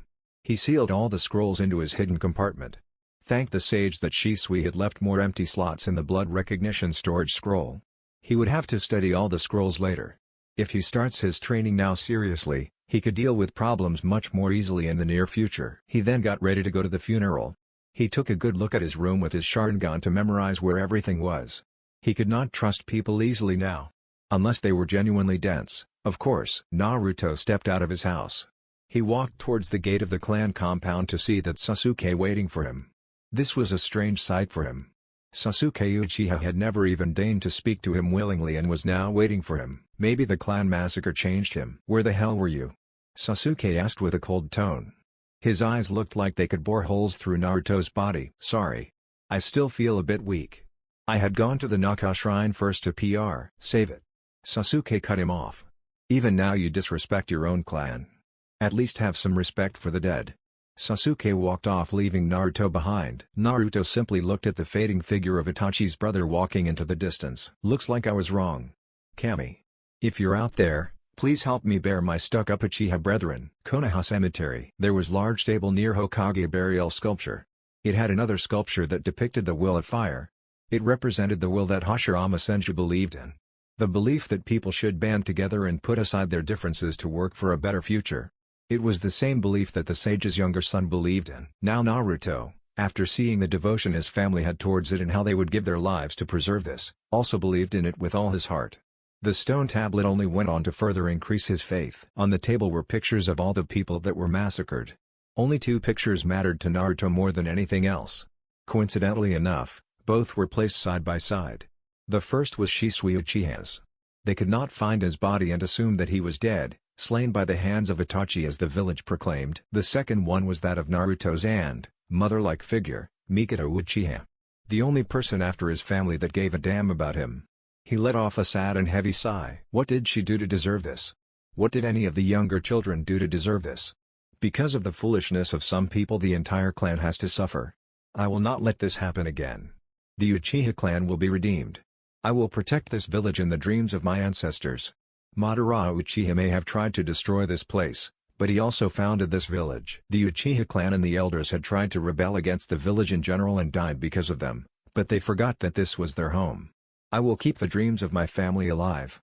I will protect the village Shisui ni. Obito ni, I may have never met you but I will continue your dream and become Hokage and forever change the way of the Uchiha. Tosan. Kachan. I will make you proud. Naruto laid the flowers on the pictures and personally laid more flowers on the graves. He saw that the clan heads of Konoha had come and some of them had offered Naruto their condolences. Their children and other members of their families had come as well. There was also a general number of civilians that had turned up as well. The surprising fact was that some of them had offered their condolences as to Naruto. That was a strange experience for him. Usually they throw verbal daggers at him. Then Naruto understood the bigger picture. Trying to gain favors from the Uchiha clan, huh? Figured I was too young and naive. How foolish. He then saw that Sasuke had a genuine air of sorrow around him and was going to speak to him. He may have been an ass but he was still a clan member. He did not get the chance to. He was surrounded by many civilians, one of whom Naruto recognized. The woman in particular had a high-pitched voice who would often verbally berate his family. Seeing her, Naruto just walked away. He would have time to speak with Sasuke later. He then walked out. All the time he felt someone was watching him. Naruto's house, Uchiha Clan compound. Naruto activated the privacy seals which he saw from the scroll. Apparently Shisui had gone to great lengths to secure the house with seals. His fascination towards Fuwu and Jutsu had often drawn scoffs from fellow members of the clan, but Naruto now saw the advantage of it. He would later have to study it to a great extent. He then remembered what Kakashi, a former teammate from his eldest brother Obito's team, had once spoken to Shisui about. A single well-placed kunai can kill a man who knows over 1,000 jutsu. Wise words indeed. Now let's get started. Naruto took out a scroll and started to read it. He had already mastered the Academy Basic 3 a year ago and was well on his way to learn tree walking. Though his Bokujutsu, without the use of Sharingan, still needed more work. According to Shisui and Itachi, Naruto had low Jounin level chakra but not much of a control over it. Then he finished reading one of the many scrolls that Shisui had left him. Solid clones. Takes up a strenuous amount of chakra. So this is why shadow clones are forbidden jutsu. But then again it has mental and muscle memory shared functions, meaning the user receives all the memories and experiences of the shadow clone. This may help more than I thought. Naruto released a sigh and studied the scroll in front of him a bit more. I have a lot of work to do. Time skip. 2 years. In the Naka Shrine Secret Chamber, Kaden, Gukakyu no Jutsu, Suten, Taihudan, a large ball of fire met with a large projectile of water head-on. The bright red flame slowly, but surely consumed and overpowered the sphere of water and headed towards the caster of the water jutsu. Upon impact, the boy consumed by the flames popped up into smoke. Damn it! My water style is still this weak. The caster of the fire jutsu yelled in frustration. The caster himself is 4 feet 6 inches and he still had spiky hair that just reached his forehead and 2 bangs framed the sides of his face while some of it went back down to his neck. He wanted to grow it longer but he decided against it. For some reason, him and his eldest brother Obito had some resemblances to their ancestor Madara. If Naruto kept his hair longer then he would unmistakably look like him and this would cause more turmoil for him. The village had ordered the massacre of the Uchiha clan because of an attempted coup. And if he starts to look like their greatest traitor then he'd be executed before he had a chance. Over the last 2 years Naruto has been training himself vigorously. The shadow clone jutsu in particular helped more than he would admit. The problem was that until recently he could make only 1 clone and then by the end of the day he'd be exhausted both from training and the maintenance of the clone. Now he could make 3 and go around easily. In terms of chakra he had low Jounin level. His control with chakra was better than he thought he would have though, probably around low Chunin level. He recently finished tree walking or in his case, wall walking. He had begun secretly training on water walking when Sasuke wasn't around.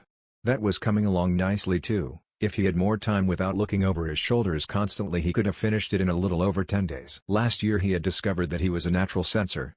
Strangely enough he sometimes felt people around the Uchiha clan compound and he figured it must have been Anbu or Danzo's men. Shisui had particularly left behind warnings about the man named Danzo Shimura and told Naruto to avoid him at all costs. Apparently he was the head of the foundation or root as some called it. They were a set of ruthless black ops who obeyed Danzo more than the Hokage. Naruto had become a little paranoid by the end of the 8th year of his life. He had dedicated his free time entirely to training. Ever since he learned about the change in the academy curriculum he had gotten pissed off. How did Konoha think that basic Bokujutsu, the Academy 3 and some chakra theory would help prepare them for the real world? It was a cruel and terrible world. Naruto was a living example of what the shinobi world could do to you. Shisui had also told him to make sure to bash the civilian council as much as possible. They were pointless and when the situations are maneuvered properly their decisions can be made absolutely useless. He had unknowingly started to become what he did not want to be. An antisocial Uchiha. He himself did not even realize when he started to outright become annoyed by the general people. People would sometimes try to speak, he brushed them off albeit in polite manner. Unlike a certain Uchiha who merely HN'd and walked away with a cold glare. He could have sworn he heard a banshee shriek during one of the incidents. The only people that Naruto ever spoke was the Hokage and Sasuke. The Hokage, being the kind old man he was genuinely cared about Naruto.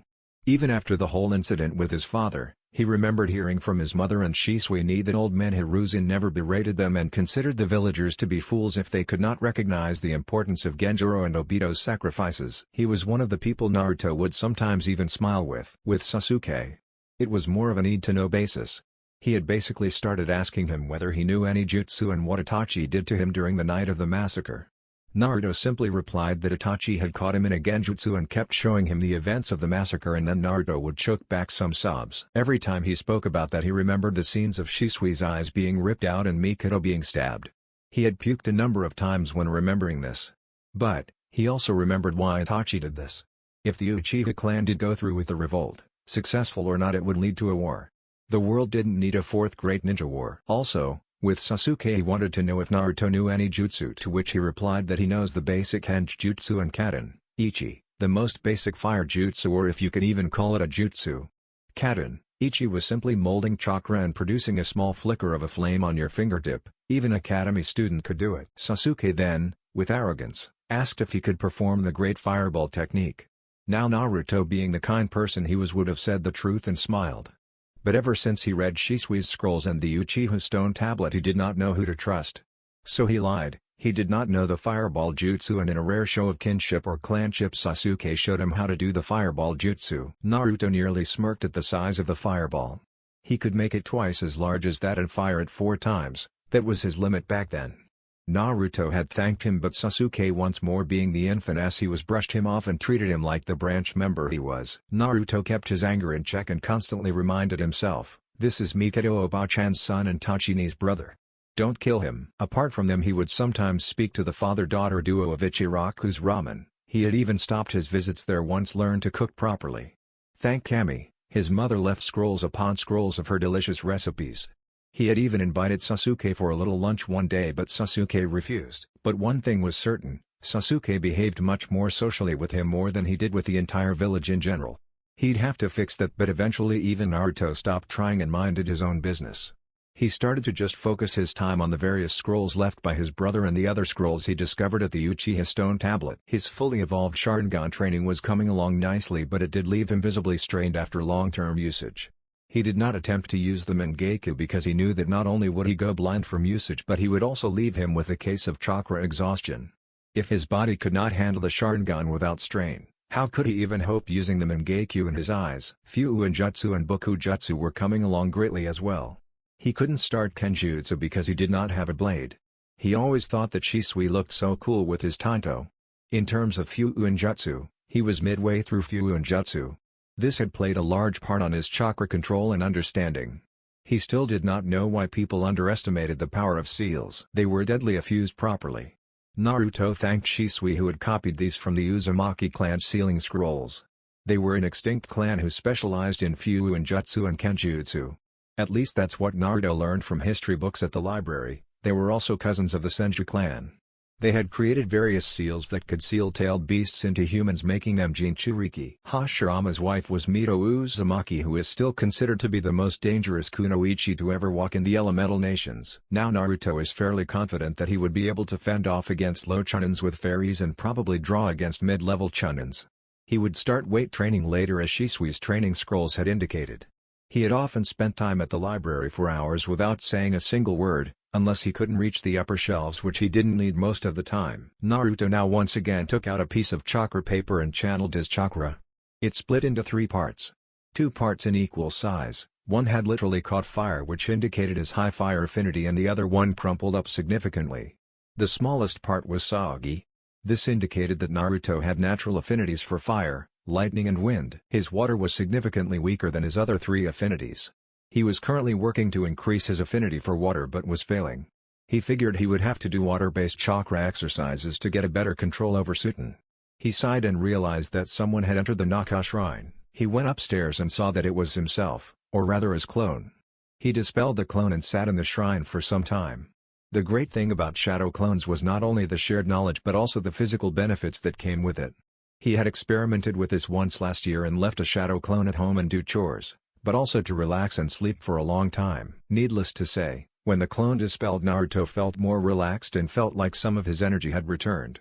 He was sure that his family were smiling from heaven at seeing his useful deduction. He wasn't wrong. Satsuki Uchiha was a happy woman right now. Back to the plot at hand, Naruto once more peeped into the stone tablet chamber and saw that there were no visible traces of the jutsu that were fired there. Or any traces of chakra, as Naruto had constantly sparred with his clones. Maybe this place has a self-maintenance jutsu. Naruto thought aloud as he put a hand on his chin. Who am I kidding? If a jutsu like that existed, then people would never work. Naruto exited the shrine and went to his house.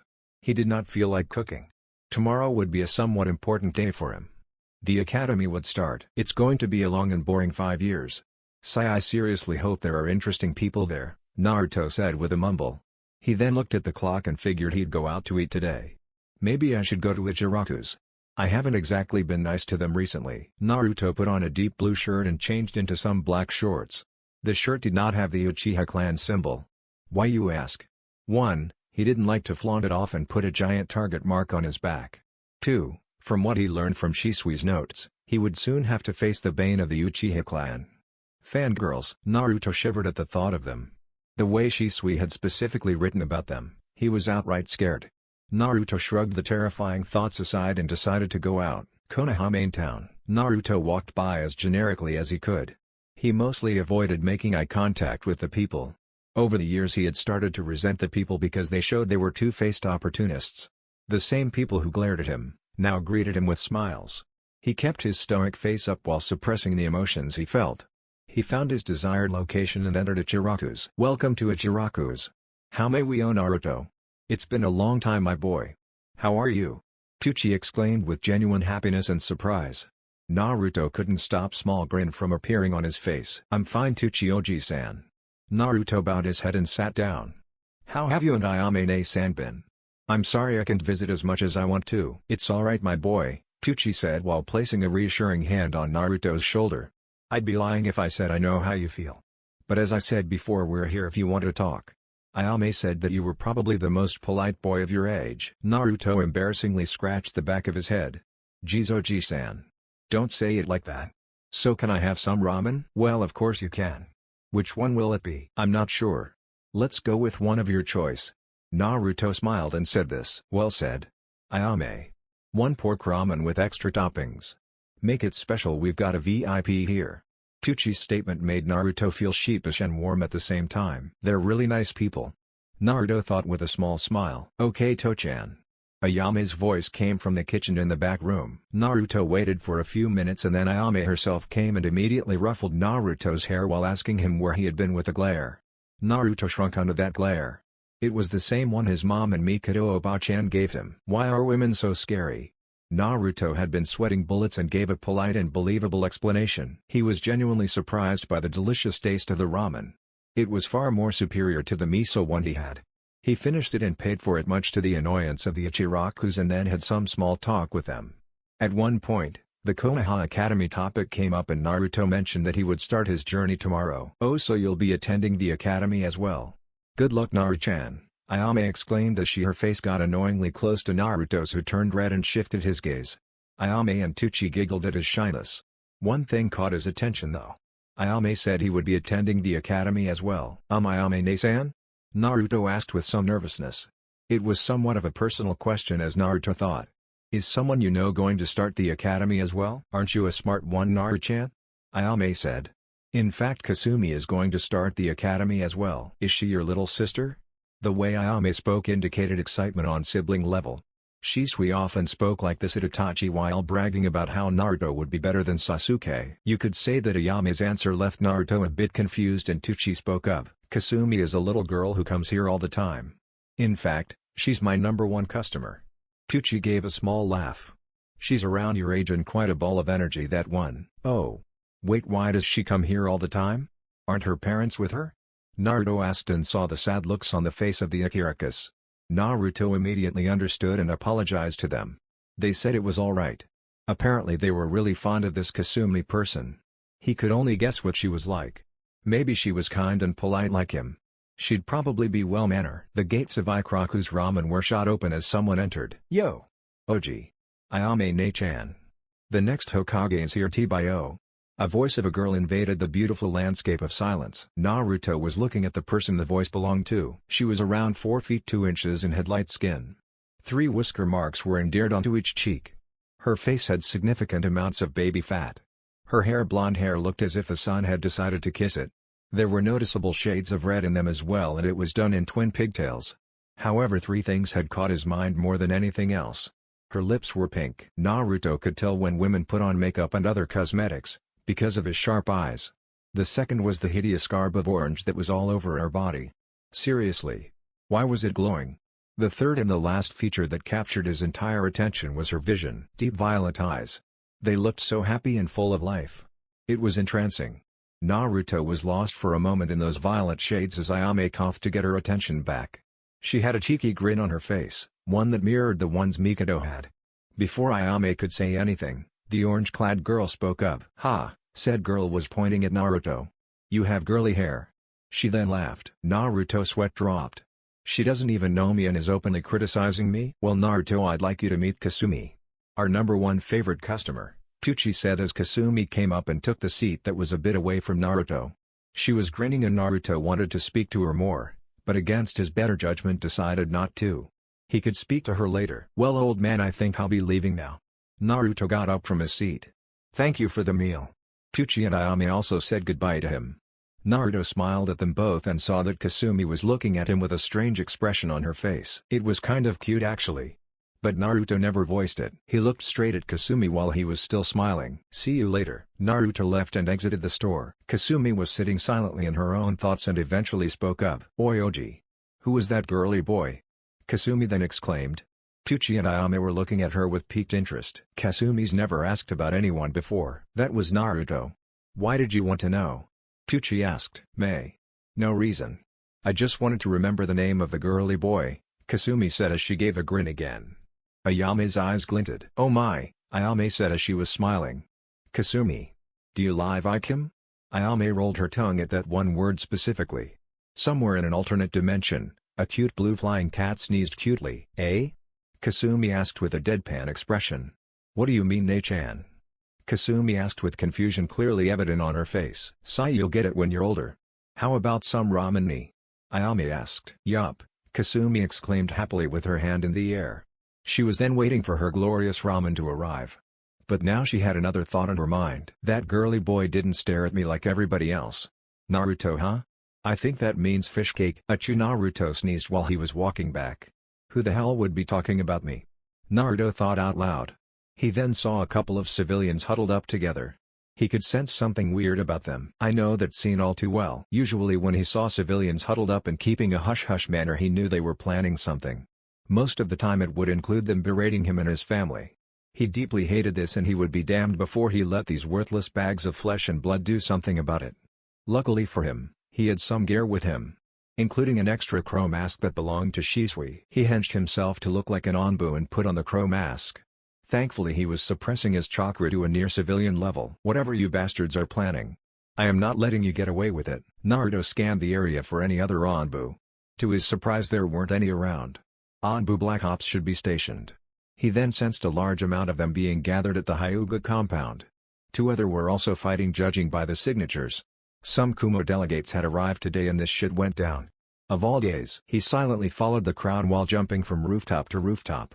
Some of them had stones in their hands. He was a bit surprised to say the least. When they used to say those things to him and his family, they never even once thought about getting physical in their beratings.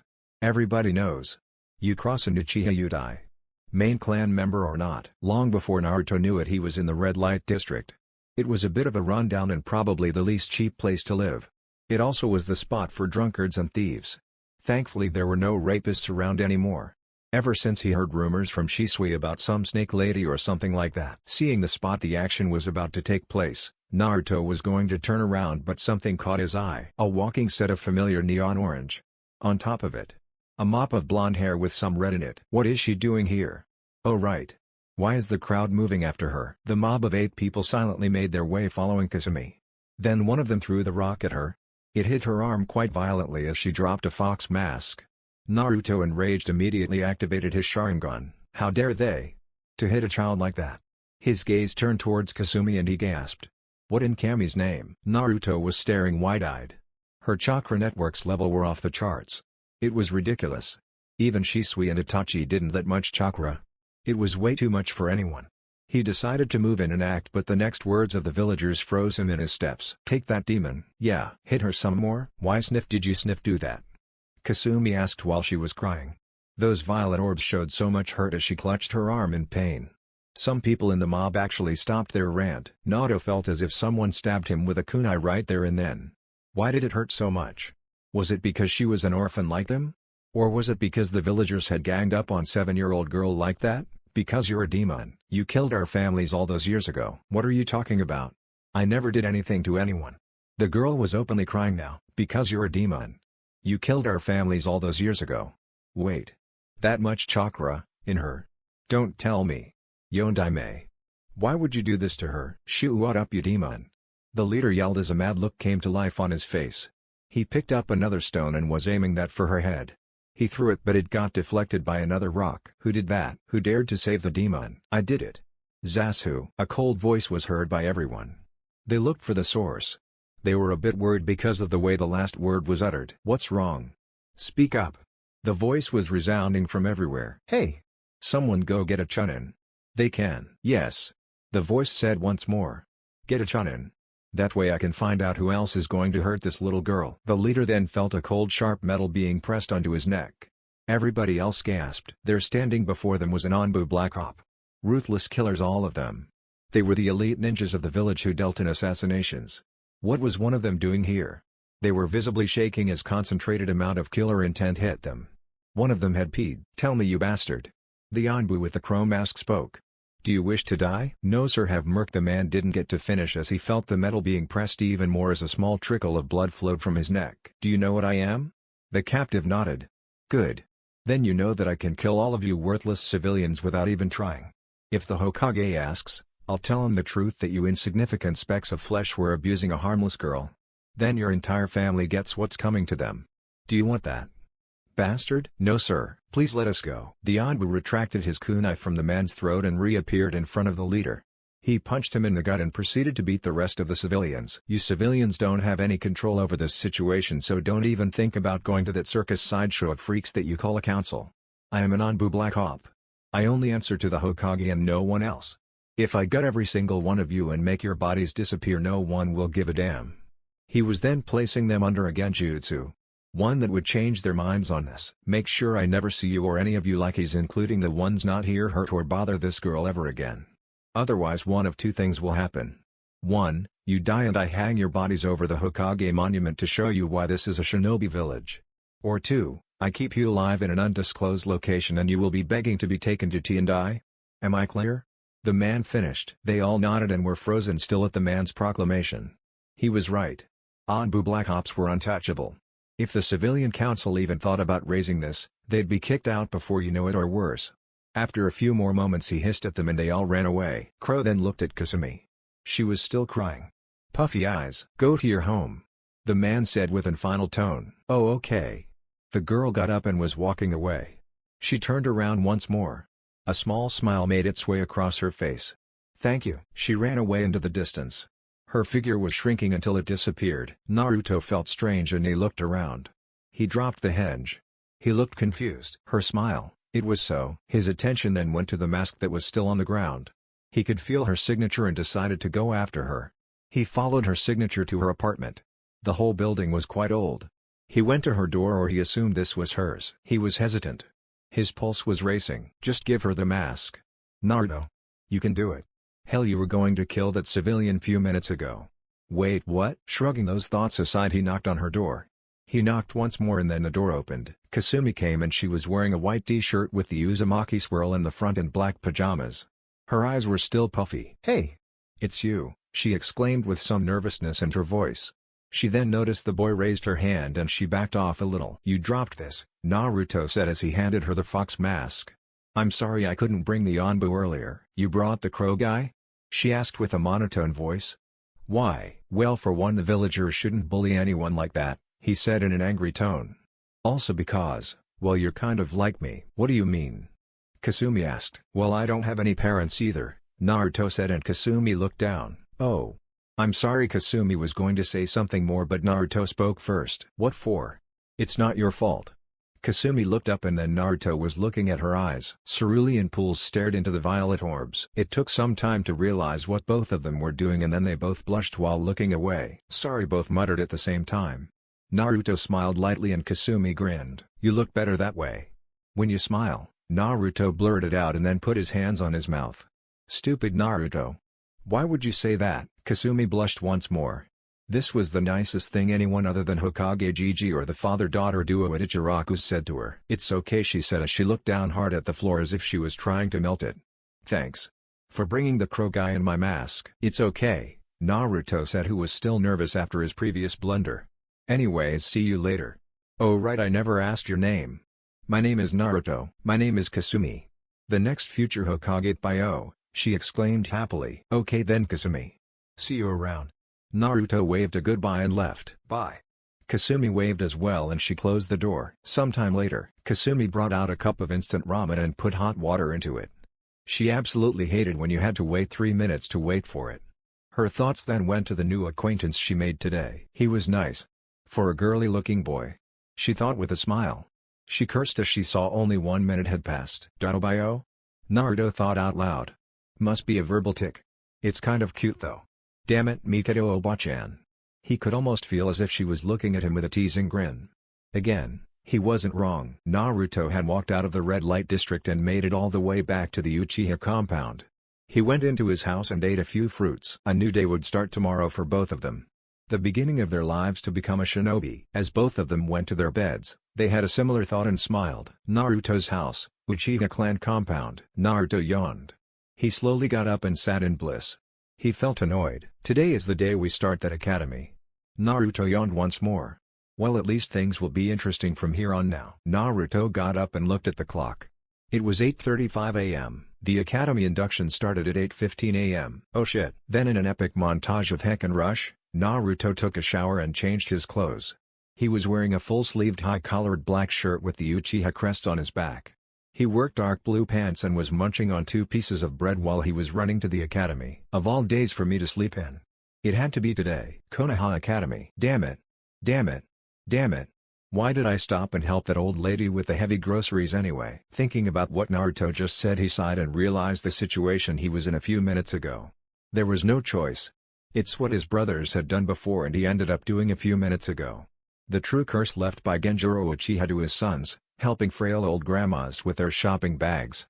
Seriously, what were they thinking while carrying those heavy bags? Naruto neared the front gate of his class. Room 105.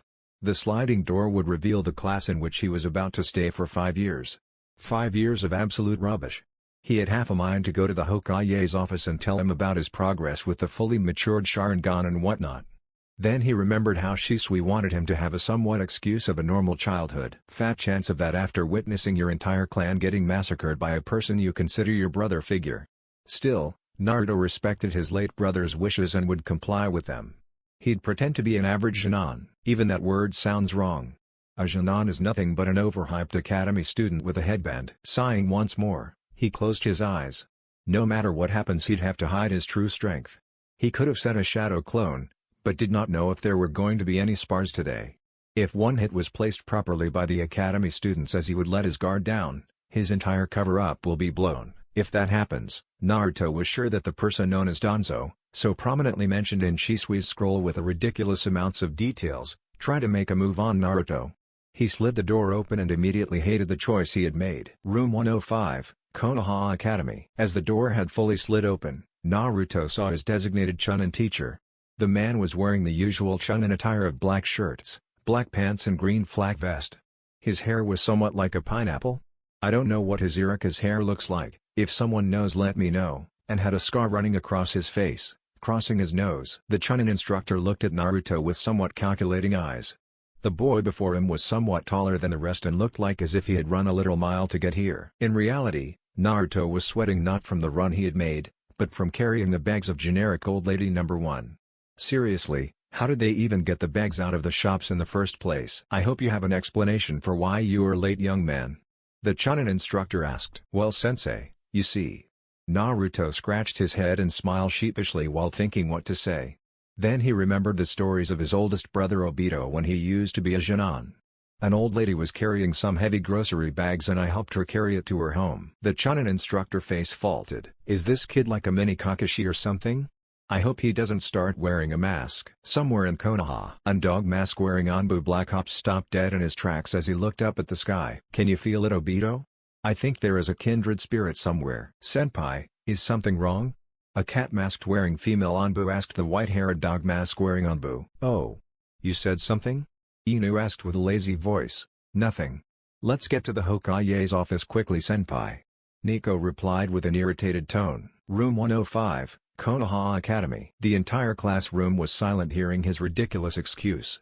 Seriously, who would believe something like really? A loud energetic voice broke the glass of awkward silence as Naruto looked towards the source of the voice. He felt a little glad when he saw the person. She was sitting alone at the farmost corner of the desk. She was wearing a bright orange t-shirt and dark beige pants. Her hair was still done in pigtails. The blonde smooth hair was there with the spicy wisps of red in between them. And of course, The violet eyes were gleaming with innocence. She was also smiling. Naruto let a ghost of a smile come on his face after seeing her. Man, she's really cheerful. Realizing he would be staring into her eyes again, he stopped and bowed his head a little in front of the Chunin instructor. Gomen-sensei. It was the truth. I assure it will not happen again. Naruto raised his head and looked at the Chunin, whose face was somewhat satisfied after the proper apology. Okay. Make sure it doesn't happen next time. My name is Iruka Umino and I'll be one of your main instructors until you graduate. The man now known as Iruka stated before turning to the class. Okay students. Since you've all had the chance to introduce yourselves, I believe he deserves it as well. Please state your name before the class. Arigato Iruka-sensei, Naruto said as he nodded towards the Chunin instructor and turned to face the students as he bowed his head a little. My name is Naruto Uchiha. It's nice to meet you all. Naruto then looked up and critically calculated all the students who caught his eyes. First was a boy who also had pineapple-like hair and had a lazy air about him. The next was a fat kid munching down on a bag of chips. A boy with red markings on his cheeks and a puppy on his head was sitting with a boy whose face was covered by the collar of his shirt. Said boy was also sporting sunglasses. Then his eyes fell upon a white-eyed girl with blue hair who was sitting with Kasumi. He had figured that these were the kids of the clan heads if their looks were anything to go with. Naruto guessed they were from the Nara, Akimichi, Inuzuka, and Hyuga clans. He then wondered where the Yamanaka clan heir was, since there was always a Yamanaka with an Nara and an Akimichi. Then he saw the familiar blonde platinum hair and green eyes. It was a girl. She was the Yamanaka heiress. She was sitting with a pink-haired girl, whose forehead was a bit large for her frame. They were sitting just above the bench of a certain brooding, duck-butt-haired boy who was in a foul mood. I really should do something about that stick in his ass. Mental sigh. Naruto then saw that the eyes of all the students were fixed upon him. Mentioning the Uchiha name immediately, he was getting those looks of pity again. His metaphorical fuse would have blown, but he kept his neutral mask on his face. He saw that Iruka told him to go up and take the empty seat beside his fellow clansman, Sasuke. He walked up and sat beside Sasuke, who was looking at Naruto with a light glare. How are you, Sasuke-san? Naruto said. Over the years, Naruto had started calling him by that name since his fellow main house clansmen made the difference between them clear. Why did you bow to that Chunin? Sasuke asked. Well, he is our sensei. I have to give someone the proper respect they deserve. Naruto was a bit annoyed but didn't show it. HN. Sasuke gave the universal Uchiha grunt and then Naruto's eardrum was shattered by two noises. One of them was a high-pitched shriek and the other was the wailing of a dying banshee. Sasuke-kun is so cool. The pink one screeched. Sasuke-kun looks so cute.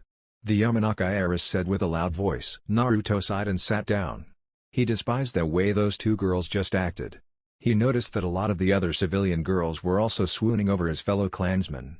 He swore he could have seen glowing hearts in their eyes, and he was pretty sure he did see hearts in the eyes of the pink-haired one. Naruto put one of his fists onto his cheek supporting it. Fangirls. How pathetic.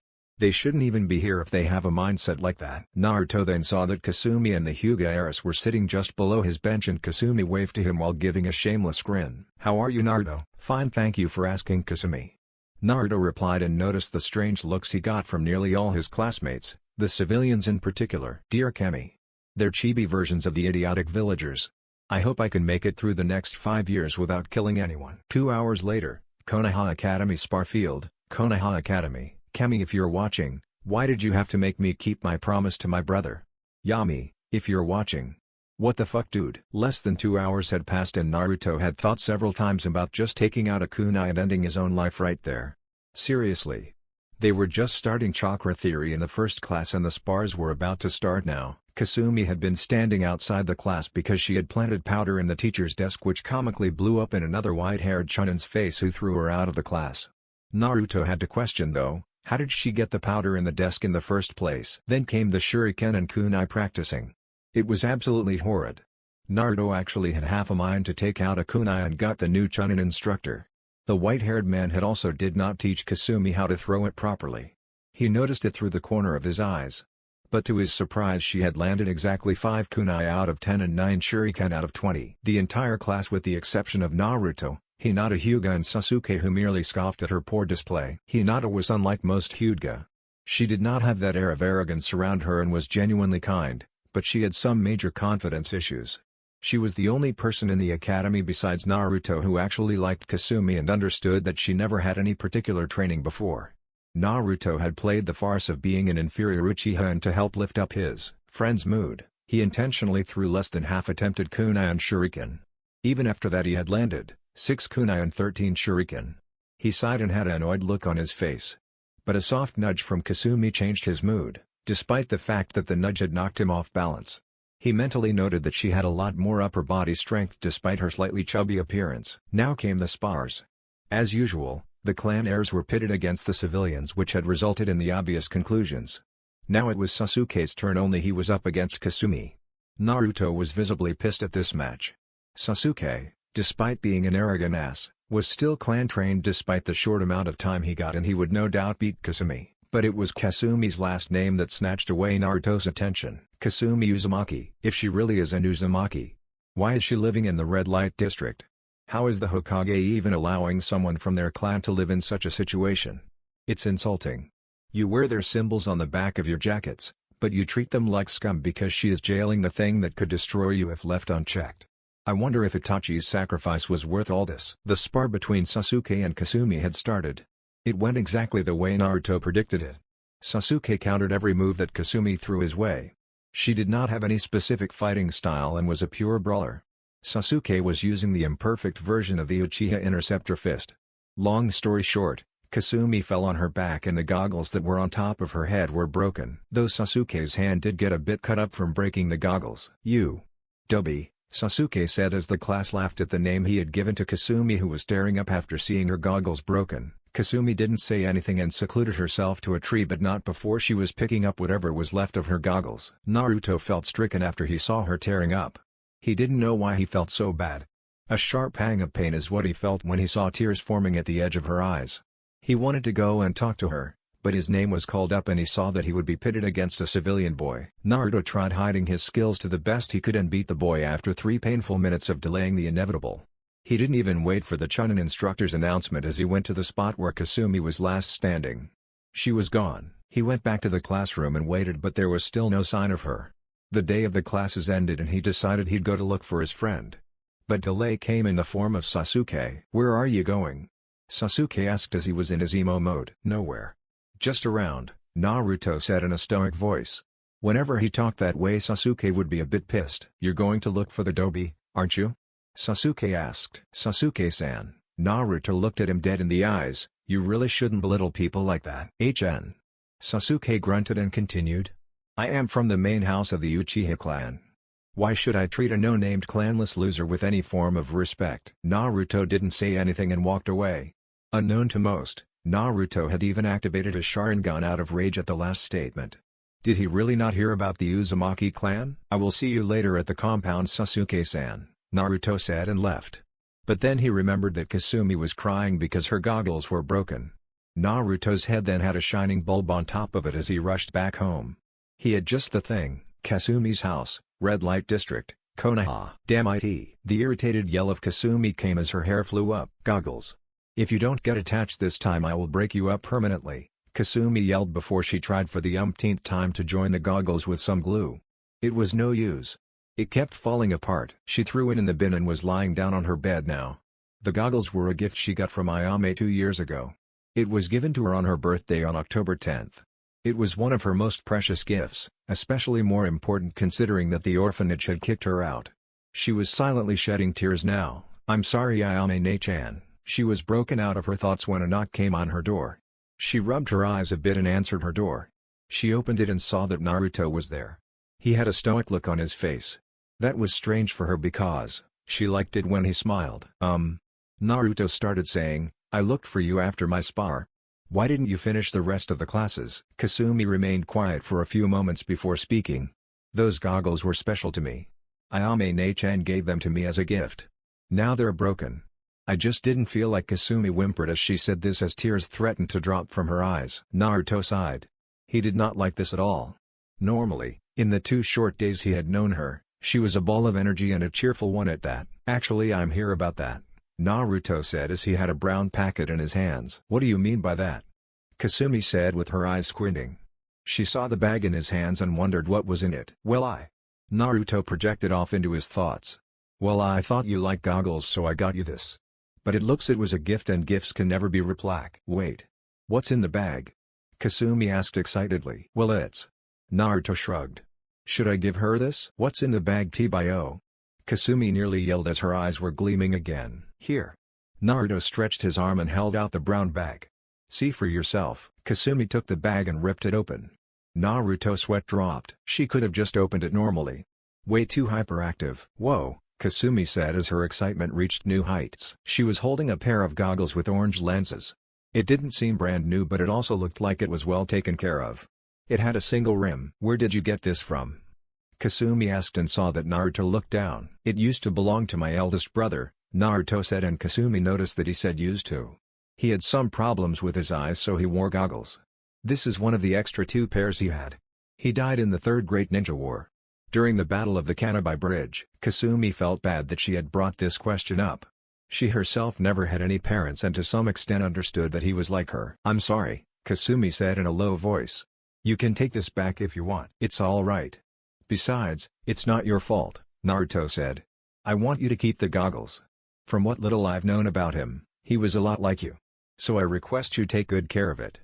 Also, make sure you take it off the next time you fight someone. Okay, Kasumi said as she smiled again. Hey, do you want to come in? I've got some instant ramen we could eat. Kasumi had stars in her eyes again at the mention of her food. Maybe some other time, Kasumi. Naruto then spoke once more. You should also eat something other than ramen. Otherwise you're going to be short forever, Naruto said with a light smirk. Ha, Kasumi gasped in shock. How can you say that, Tbio? Ramen is the food of the gods. Nothing else comes close, Kasumi stated. Ramen may be tasty, but it's not the best food for growth. Besides, if there is a food for gods, it's Pocky. Naruto retorted. Please, ramen doesn't even begin to compare to Pocky. Even Shisui knew that. Of course, Itachi liked Dengo more for some reason. No, it's not, Kasumi yelled. It's ramen. Pocky is kind of weird. Kasumi shuddered at the thought of her happily eating Pocky. Naruto reluctantly gave the grunt. Ramen is nothing compared to. Naruto didn't get to finish that sentence as he saw her hair suddenly flying up. Wait? Why was he afraid? You were saying? Kasumi asked with a sweet smile as she tightly clenched her fist and the nerves on her closed fist could be seen pulsating. I was saying that ramen is a really good food, Naruto stuttered. I just saw my life flashing before my eyes. How did she do that? Oh, anyways, I was going to ask you if you want to train sometime together. Do you want to? Naruto asked. He had already planned to send a reinforced clone to the academy after watching today's performance. There was absolutely no reason for him to go to the academy after observing today's events. Except maybe helping Kasumi. He had to admit there was something about her that made him feel genuinely drawn to her. Kasumi looked down before answering again. Arigato, Naruto. But I want to train on my own.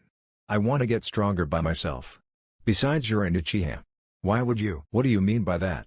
Just because I'm an Uchiha doesn't mean that I'm like them, Naruto stated. He felt weird having this conversation. Does she look at me like I'm just a person from the Uchiha clan? No, it's not that. It's just... Kasumi stopped and looked at Naruto again. With those same eyes. The ones filled with pity. I know that you're kind of like me and you're much nicer than everybody else. But why would you train with a nobody like me? I am an orphan. You're from a clan. The Uchiha clan. It's wrong. I don't want your help. I don't need your help. Kasumi, for pure-hearted as she was a complete idiot when it came to expressing her mind. I don't want your help. I don't need your help. You're from a clan. The Uchiha clan. So that's the reason, huh? Naruto asked in a cold voice. His eyes were shadowed by his bangs.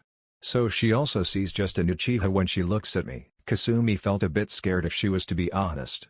In the 2 days she had known him, he was never this cold. He was polite. Why did he become so cold all of a sudden? Okay then, Kasumi. I'll leave you to it, Naruto said it in a cold and unflinching voice and walked away. He felt like scum for talking to her like that. But she had done the one thing he had not expected her to do. What is she thinking? She has no one to help her and she thinks she can make it through the academy?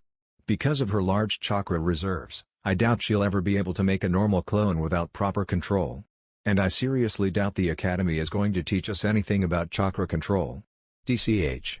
Just when I thought I had a friend. What Naruto didn't realize was that Kasumi had called him, but he was lost in his thoughts. He couldn't even feel the single tear that dropped from his eye and rolled down his cheek. Okay, Kasumi.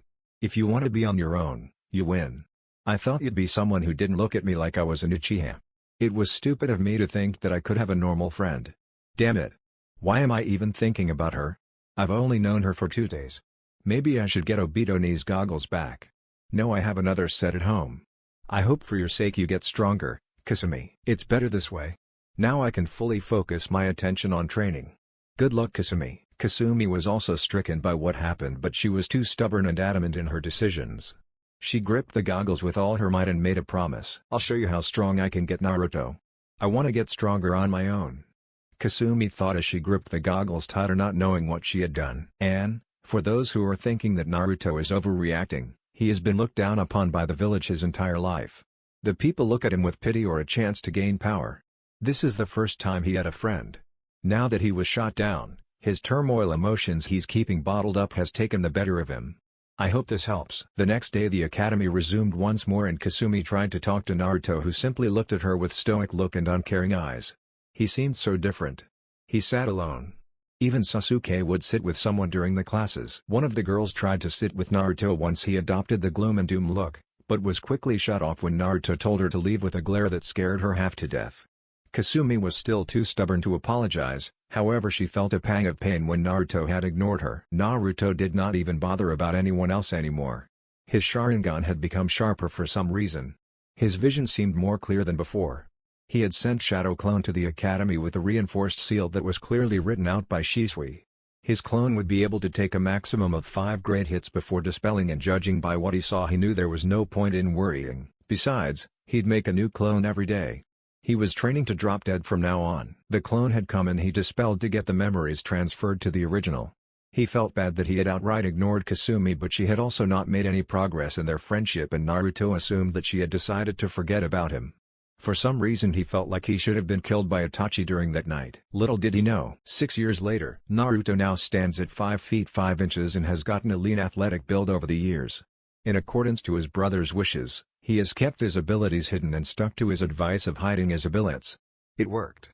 The Anbu that used to scout the compound had stopped coming there after 2 years into the academy, but he still kept his guard up. Naruto did not trust anyone and became an Uchiha. Ever since that conversation with Kasumi, he had become cold and distant. He barely ever talked to people. When the civilians would try to talk to him, he would give them a glare and walk away. Right now he was considered an above-average student. Right now he is sitting in the classroom. He is wearing black Anbu-style pants with tapes around his knees, open-toed blue shinobi sandals. He is wearing a blue short-sleeve shirt with a gray-blue jacket on top of it. It has a black collar and a black horizontal line across the chest part and the wrists. The jacket also has the Uchiha crest on the back. He has bought a tondo but left it at home knowing he won't need it today. His spiky hair has been cut shorter with some of it coming over his forehead. His eyes, however, had lost that brighter shade of blue it previously had. In short, look at the cover picture of the story. Today is the day he graduates from the academy. Naruto has trained himself to a perfect, elite Jounin level ninja. He is sure that he could take on a few Anbu and come out the victor. Oftentimes, he had trained so hard he would be lying in the stone tablet chamber. He would wait for his large chakra reserves to slowly heal him. Against his better decisions, he decided to use the Mangekyou Sharingan and discovered one of his abilities. He had the unholy flames of Amaterasu. In addition to that, his fire, wind, lightning, even water jutsu have improved over a large scale. His Shanshin is now similar to Shisui. He had even snuck out of the village on 3 occasions. He had once gone to simply explore the land and learn the area around it. He had happened upon a group of bandits. They were his first kills. He had to take a sick leave from the academy to mentally recover. After that he had done the same thing in the last time he had gone and killed 200 nin. He was slowly beginning to resent the village for dimming his potential. He also thought about how they betrayed his clan. But then again, his love for his family had bound him to this village. It would be an insult to every deceased member of his family. He also needed to get his eyes transplanted, but he didn't trust anyone, so he still kept his mother's eyes with him. There are only a few people he cared about. The Hokage, because he was the Hokage. The old man gave a damn about him and came to visit him oftentimes. But now Naruto had changed. If he ever did talk, he would refer to them by their last names with honorifics. With the exception of Sasuke, who had grown up to become a pompous brat, weighted hand and foot by the civilian council. They had tried to goad Naruto in as well, but a well-placed glare had shot down their chances. As for the rest of the Genin, Naruto was apathetic about them. He knew that most of the civilians, save Sakura Haruno, who had her book-smart ability but that was it, would be retracted from the shinobi program. The clan heirs and heiresses, in his opinion, were weak. None of them could defeat him if he was 11 right now, even with their clan jutsu. The only ones who had a silver of a chance against Naruto were Shikamaru Nara and Sasuke Uchiha. Naruto would not deny it. Sasuke was naturally talented and was far beyond Jonin level as he is now. If he were to awaken his Sharingan, he would undoubtedly be low Chunin. However, if he lets his arrogance and vengeful drive get the better of him, his progress will be greatly hindered. Well, hindered even more, since Naruto knew that if he were to fight Sasuke to the death, Sasuke would be dead without Naruto using his Sharingan. Shikamaru was a bit like him. He hid his true potential. Well, more like did not want to reach his true potential. He had the same disease every Nara had. Laziness. He was smart though. Naruto observed that he would always start the written exams when there was less than half the time and still finish properly. Then came the one person Naruto was conflicted about, Kasumi Uzumaki. Over the years, Naruto tried very hard to forget about their friendship. He kept telling himself that he only knew her for nearly 2 days. That she also looked at him as if he was just an Uchiha.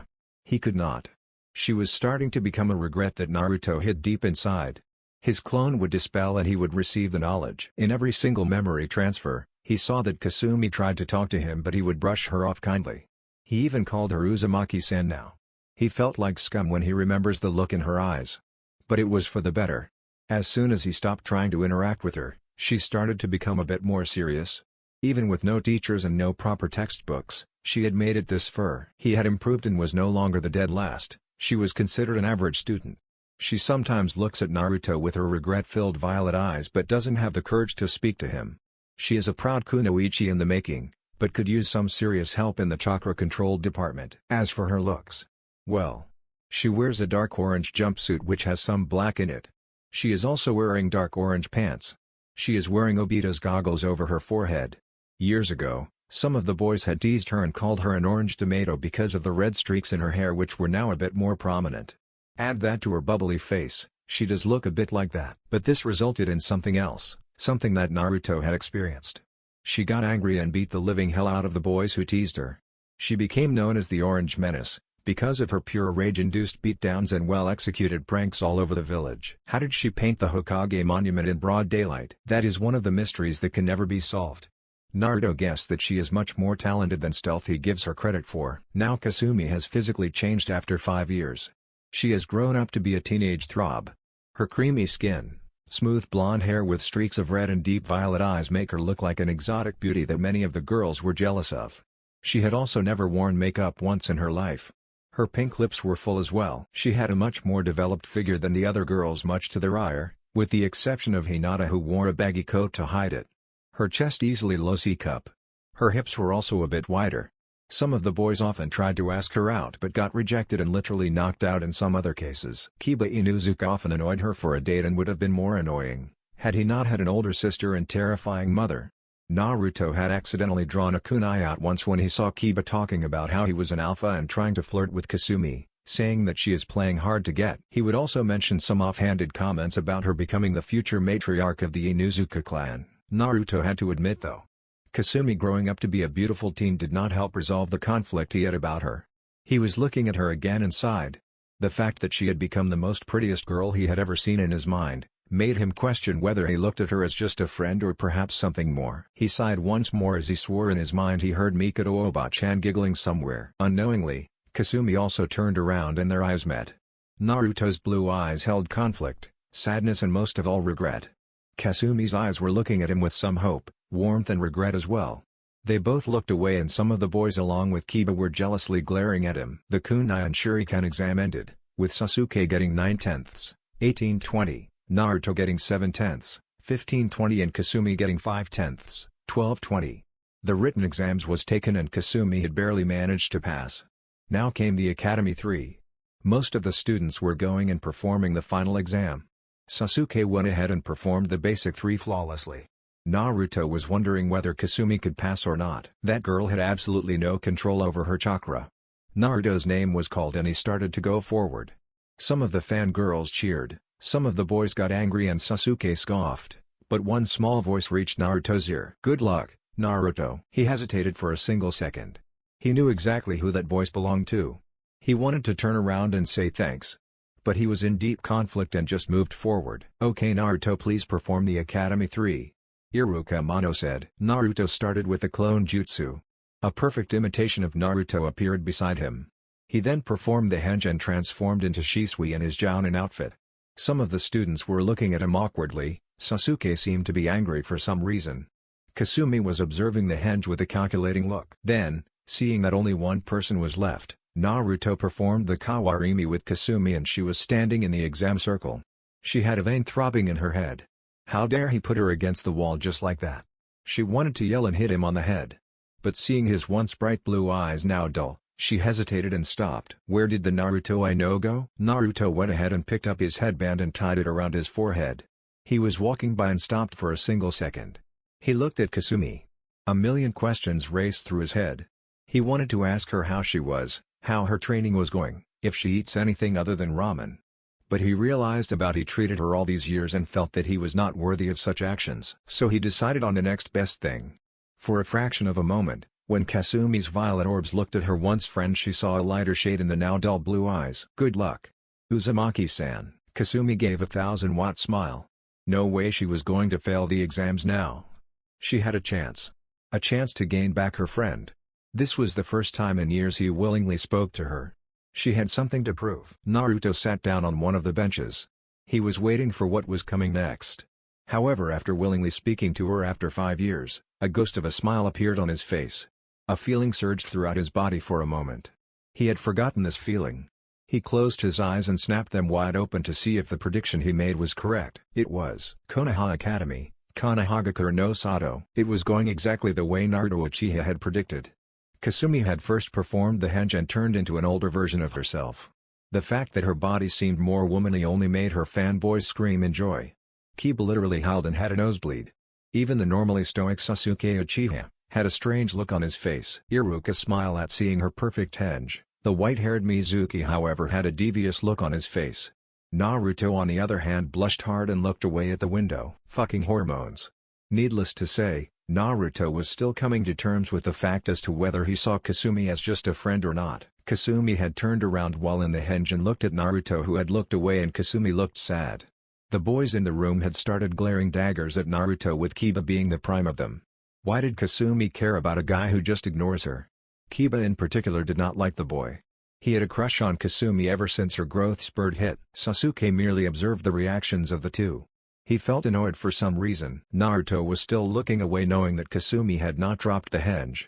He heard the poof of a smoke and saw that Kasumi was back to her normal appearance, albeit looking a bit sad. Naruto felt that hollow feeling again. He sighed in frustration at himself. He then saw Kasumi perform a Kawarimi with Iruka, and then finally came the part even Naruto was dreading for her. Okay Kasumi. All that's left is for you to perform the Bunshine. Naruto closed his eyes. He silently prayed to whatever higher form of a divine being that was out there. How many years has it been since he prayed to Kami? He doesn't remember. Ever since his mother died, he simply stopped caring. When he was at the shrine, he would put up the farce that he was praying for the deceased Uchiha clan. He resented the fact that a divine deity like Kami had decided to fuck with his life and take away everything from him. But why was he praying now? Kasumi had rejected his help in training, and Naruto over the years realized that it was her pride as a growing kunoichi that made her do it. He overreacted all those years ago. Now he could think this as his mind became more cold and rational. He had rejected her friendship and she tried to be friends with him. But he had shot her chances down. Would she still be friends with him if he apologized? Please Kami. This is the only thing I want from you right now. Please make her pass. Kasumi winced in fear. The Bunshine was the one thing she had absolutely no control over. She had never successfully made one. But for some reason instincts took over. She turned around to see her once friend. He had his eyes closed. She wanted to see his eyes. She wanted to know if there was still some part of him that considered her a friend. She had realized her silly mistake over the years. She learned from the Icarus that Naruto was in a sense similar to her. He was also glared at and berated for the majority of his life. It wasn't until that his entire clan had been wiped out that people started to look at him normally. She realized that like him, she must have been his first friend. After that she tried to speak with him, but the old Naruto was gone. He called her Uzumaki-san. Words could not describe how hurt she felt when he spoke in an emotionless voice to her. She vowed that she would become stronger and then one day make sure he becomes her friend again. But over the last year she started to look at Naruto differently. He was cute in her eyes. She had accidentally blurted that out in front of Ayame, who teased her to no end about it. She had also learned about the birds and the bees from her. She had also began questioning her own friendship with the raven-haired enigma, and then suddenly his eyes opened. Blue eyes met violet orbs. For a moment they just stared into each other's eyes. Time itself stood still. Until a whine from some stupid fucking fanboys ruined the moment. They were glaring daggers at Naruto for grabbing Kasumi's attention. Seriously, what is up with him? Naruto always politely brushes her off, and she still looks at Naruto more than any other boy. Kiba was muttering something about dog food. Naruto was beginning to realize the awkwardness of the situation and did the one thing Kasumi did not expect. He nodded towards her. Kasumi felt heat rushing to her cheeks. Naruto had interacted with her once again. She nodded and grinned at Naruto and turned to face Iruka and Mizuki. She performed the Ram sign. She could not fail. She would make her friend acknowledge her. Her path to Hokage would begin now. Then a poof of smoke appeared beside Kasumi. A ghost of a clone appeared beside Kasumi. The clone was pale white and looked like it was dying. Kasumi Uzumaki had failed to pass the Junon exam. She was tearing up. Then the words from Iruka's mouth made the gravity of the situation fall on her. "Sorry, Kasumi. You failed the exam." But, that was all Kasumi heard before she ran away. The tears had sprinkled into the air and glistened. Some of the girls laughed. Some of the boys were a bit disappointed, but a majority of them, Kiba included, thought now that she was a civilian she would be easier to get. Sasuke scoffed and thought that despite her looks, she was weakling. Hinata felt sad that her only friend from the academy had failed. She knew how much this test meant to Kasumi. She now looked at Naruto. The boy was cold but not unkind. He was not arrogant like Sasuke but felt apathetic towards everyone. Or so she thought as she saw conflict in his eyes. Naruto felt like he betrayed Kasumi. Damn it! He mentally yelled as his legs twitched. Why did he turn his back on her? Sure, she refused his help, but shouldn't he have tried to help her? At least give her a few pointers. He could have done that. He should have done that. He was broken from his thoughts as Iruka began a speech about their accomplishments on becoming Junon. Naruto nearly scoffed at his declaration as his colder side began to emerge. Junon. PFT.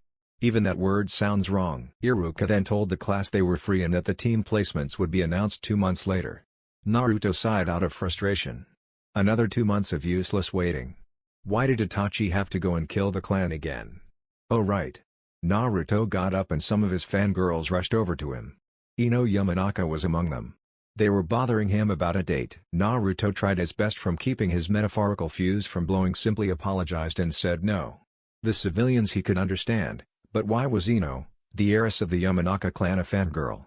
It made absolutely no sense. He'd have to do something about them soon. If he didn't, he might just end up killing them. Konoha Academy Field. Naruto had started molding chakra and was trying to sense a large signature of chakra. It wasn't a Kyuubi's. He had seen the attempted hostile beating to understand that Kasumi was the Jinchuriki. But her chakra in itself was dense. She probably had more chakra than the third Hokage. This was the reason why she could not make a simple clone. Her chakra was even greater than Naruto's himself, though he had far better control. He then found her sitting on a swing with tears rolling down her eyes. She was silently weeping. Naruto did not like this at all. He slowly made his way towards her and sat beside her on another swing. He was not sure what to say. He simply stared ahead and looked at the crowd of parents that had come up to take their children who had passed. They were proud of them. He saw Sasuke look at them with a look of indifference and annoyance. Naruto could understand what Sasuke felt right now. His own parents were killed by his brother. He was upset. He had the right to be angry, but that does not mean he can look down upon other people. Looks like I failed, huh? A soft whimpering voice was heard on Naruto's ear. He looked at his side to see Kasumi still freely crying. Her bangs had covered her eyes. Yes, Naruto said. He had become too stoic, much to his distaste. But that doesn't mean it's over for you yet. Kasumi looked up at her once friend. He wasn't even looking at her. He had that same damn expression on his face. One that was completely devoid of emotion. His eyes, which seemed brighter a few moments ago in the classroom, had dulled once again. But his words were not lost on her ears. What do you mean it's not over yet? Kasumi asked. There was no way she was letting this chance go by. What I mean is, academy students who fail the test are given a chance 6 months later once again. Although, they receive no help from the instructors at all. So it can be, will you help in training me? Those words caused Naruto to look at Kasumi with wide eyes. She had asked him for help. The chances he missed to help her. How she refused at first. Will he ignore her once again? I don't know, Naruto said as his face remained blank. If I am going to be a Genin, it means I will be very busy for the next few months. So there may not be a chance I can help you. Kasumi's eyes looked down to the ground once more. Why would he help her? She was a fail. However, that does not mean I won't try to help you when I get the chance. Kasumi looked at Naruto with wide eyes now. Naruto had said yes. He would help her when he gets the chance. This was what she had wanted for a long time. Then she grinned. Naruto simply looked at her with curiosity. Arigato Naruto. Kasumi all but yelled. She got up and stood in front of him. Just wait. With you training me, I'll finish that exam in no time. TBO. Naruto could not help but lightly smile. Her bubbly and cheerful attitude was the perfect antithesis to his indifferent stoic visage. He looked at her once more. Maybe you will, Naruto said, and got up and noticed she was still wearing the goggles. Well, I have to go then. Me too, Kasumi said, and she was the first to run off. She had accidentally left a piece of paper. It was her exam sheet. Naruto picked it up and was shocked. There was a genjutsu placed on top of the paper. It was filled with much tougher questions. Questions that resembled the curriculum of the old Genin system. Did Kasumi pass a written exam of the old Genin curriculum? Naruto asked himself out loud.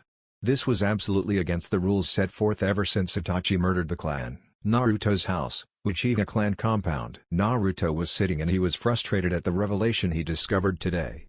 Naruto had half a mind to go to the Hokage's office and tell Sarutobi about the incident today.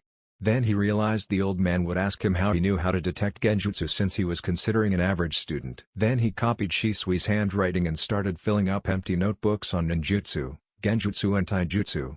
It was very basic, but he unknowingly took more time and actually wrote down books in chakra theory as well. He also made additional scrolls for 3 fire jutsu, 2 wind jutsu and 1 for the shadow clone jutsu. All of the letters perfectly resembled Shisui's handwriting. He was rather proud of the notes he had written. Much better than the garbage that was used in the academy. How had the standards dropped so low? He still asked himself that. Fully confident that he would not be suspected, he placed the books and scrolls in the shelf. He ran out of the house. Red Light District. Naruto then made his way over to the Hokage Tower. Since he was one of the 3 last members of the Uchiha clan, he had certain privileges that most shinobi did not. He could meet with the Hokage anytime he wants. But first, he'd have to get Kasumi first. She needed to know this, and he was going to the Red Light District. He found Kasumi's apartment and was going to knock the door. But, he felt a different chakra signature. It was Mizuki. He knocked on the door and no reply came. He then remembered the look Mizuki had on his face and kicked the door wide open. He rushed to the room and found Kasumi with a red mark on her cheek as the upper portion of her top was ripped apart. Mizuki had taken off his shirt and had placed his hand over Kasumi's mouth to avoid her from screaming. Naruto's mind snapped as he kicked Mizuki away, who dropped a kunai on the bed as Kasumi violently panted. Naruto was going to kill Mizuki. No mercy. Mizuki was rushing towards Naruto once more and engaged him in taijutsu. He was getting beaten. He tried to reach for his backpack, but Naruto appeared in front of it. He saw the kunai on the bed and grabbed it. He grabbed Kasumi and held her hostage as the kunai was pointed at her neck. Stop right there, Uchiha. Or the demon bitch gets it. Mizuki, I'll give you exactly 10 seconds to let her go. After that I will kill you. Naruto replied as he gritted his teeth. Why do you care what happens to the demon bitch? I kill her, I kill the Kyuubi. I'm doing us all a favor. Mizuki said this and Kasumi's eyes widened. What? What do you mean kill the Kyuubi? Kasumi voiced out her question with a whimper. Don't you know, you whore? Mizuki said it viciously. The Ondame never killed the Kyuubi. He sealed it into you. You are the Kyuubi no Yoko, Mizuki said, and Kasumi's eyes lost whatever color they had. Mizuki. Naruto now activated his Sharingan. You will die. Mizuki's body froze up at visual contact. He could not move. Suddenly Kasumi started screaming as she grabbed her head. Her eyes turned crimson with black slits. A bubbling layer of chakra code engulfed her body. She felt despair, rage, and she grabbed the kunai that had fallen from Mizuki's hand and rushed at him with the kunai. Naruto wanted to stop her, but decided against it. Why? This would be her first kill. It may break her mind, but if she was to be a kunoichi, she would have to do it eventually. Squelch! The kunai dug through Mizuki's bare chest. Kasumi immediately jumped away at what she had done. Mizuki was right. Her eyes still had slits, and then she looked at Naruto, who had activated his Mangekyo and used a genjutsu. Kasumi's mindscape. Kasumi found herself in a dark hallway. It was more like a sewer, as the water on the floor suggested. The entire place was dimly lit. She noticed a cage with the word seal on it. Curiosity dragged her towards the gate as she saw two large crimson eyes appearing in the darkness of the cage. Then she saw fangs appear. A giant head of a dark orange-colored fox appeared. The titanic body of the Kyuubi no Kitsune then came into view.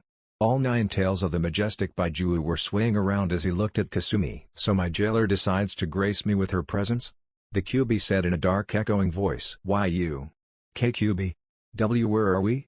How did you bring me here?"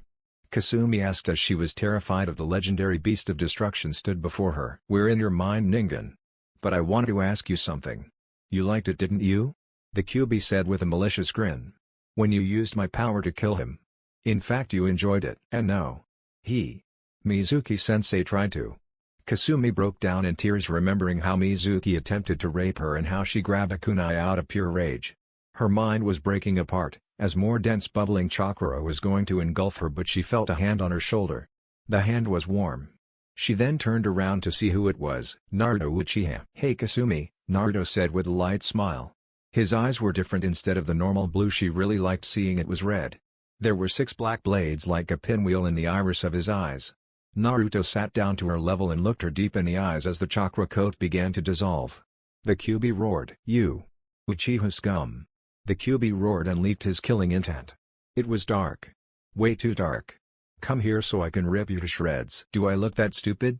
Naruto asked as his Mangekyo stared into the Kyuubi. He made a ram sign and the Kyuubi felt suppressed. "That damn Mangekyo." "You!" the Kyuubi said once more as he was slowly beginning to fall asleep. "Your chakra and blood. It's the same as his. Even your eyes are as malicious as Madara's. You're his descendant, aren't you? That accursed Sharingan of yours is going to be your downfall, Ningen. I pray I can watch the light leave your eyes." "Enough. Now sleep," Naruto said, not wanting to keep using his Mangekyo. For the last 6 years, whenever he used the Mangekyo, he did not feel the pain as much as he did. It receded over the years. Still, he did not want to risk it. He figured it must have been a genetic trait. His parents and brother, as he learned from Shisui's scrolls, had also not gone blind from using the Mangekyo, though that was probably because they did not use it that often. However, Kyuubi's words on him, Madara's descendant, had piqued his interest. He did remember reading a secret scroll in the stone tablet chamber about Madara and a woman he was infatuated with conceiving a child. Maybe, just maybe, that child had gone on to become the ancestor for the branch clan. That would explain why the branch clan, despite not having the majority of the clan secrets, still became good shinobi. That would explain the main house, with the exception of a handful, treated the branch members that way. The Uchiha clan was fucked up by any and all standards. They hated the man who became a rogue shinobi but ended up adopting his will later on. Naruto mused again. Maybe his parents were somehow directly descended from Madara's child. He felt a little proud of being descended from Madara himself. The Kyuubi had closed his eyes and Naruto looked back at Kasumi, who was still looking at him in awe. She seemed so lost. "Let's leave. I'll try to explain everything later." Kasumi's house. Naruto grabbed the kunai from Kasumi's hand and told her to play along, as he deactivated his Sharingan. He sensed some Anbu coming. There were 2. One with a boar mask and another female with a cat mask. "What happened here?" Cat asked as she eyed the body of Mizuki, who had a stab mark on his chest. He was not breathing anymore. "I came here to visit Kasumi about her exam paper." Naruto brought it out of his pocket. Apparently her paper was based on the old tougher curriculum via layer of genjutsu. "I came here to speak to her about it and saw that Mizuki was trying to." Naruto didn't finish as Kat looked at Kasumi, who was hiding behind Naruto and clutching the back of his shirt. Her top was a little torn off and both the Anbu understood. Naruto turned around and took off his jacket, giving it to Kasumi. He placed her arms within the jacket and zipped it up as she hugged the jacket. She was still shaking. "You two will need to come with us to the Hokage. It'll be better if he hears this." Boar spoke for the first time. Kasumi sat down and cried once more. "Could give us a few minutes?" Naruto asked politely with a stoic voice.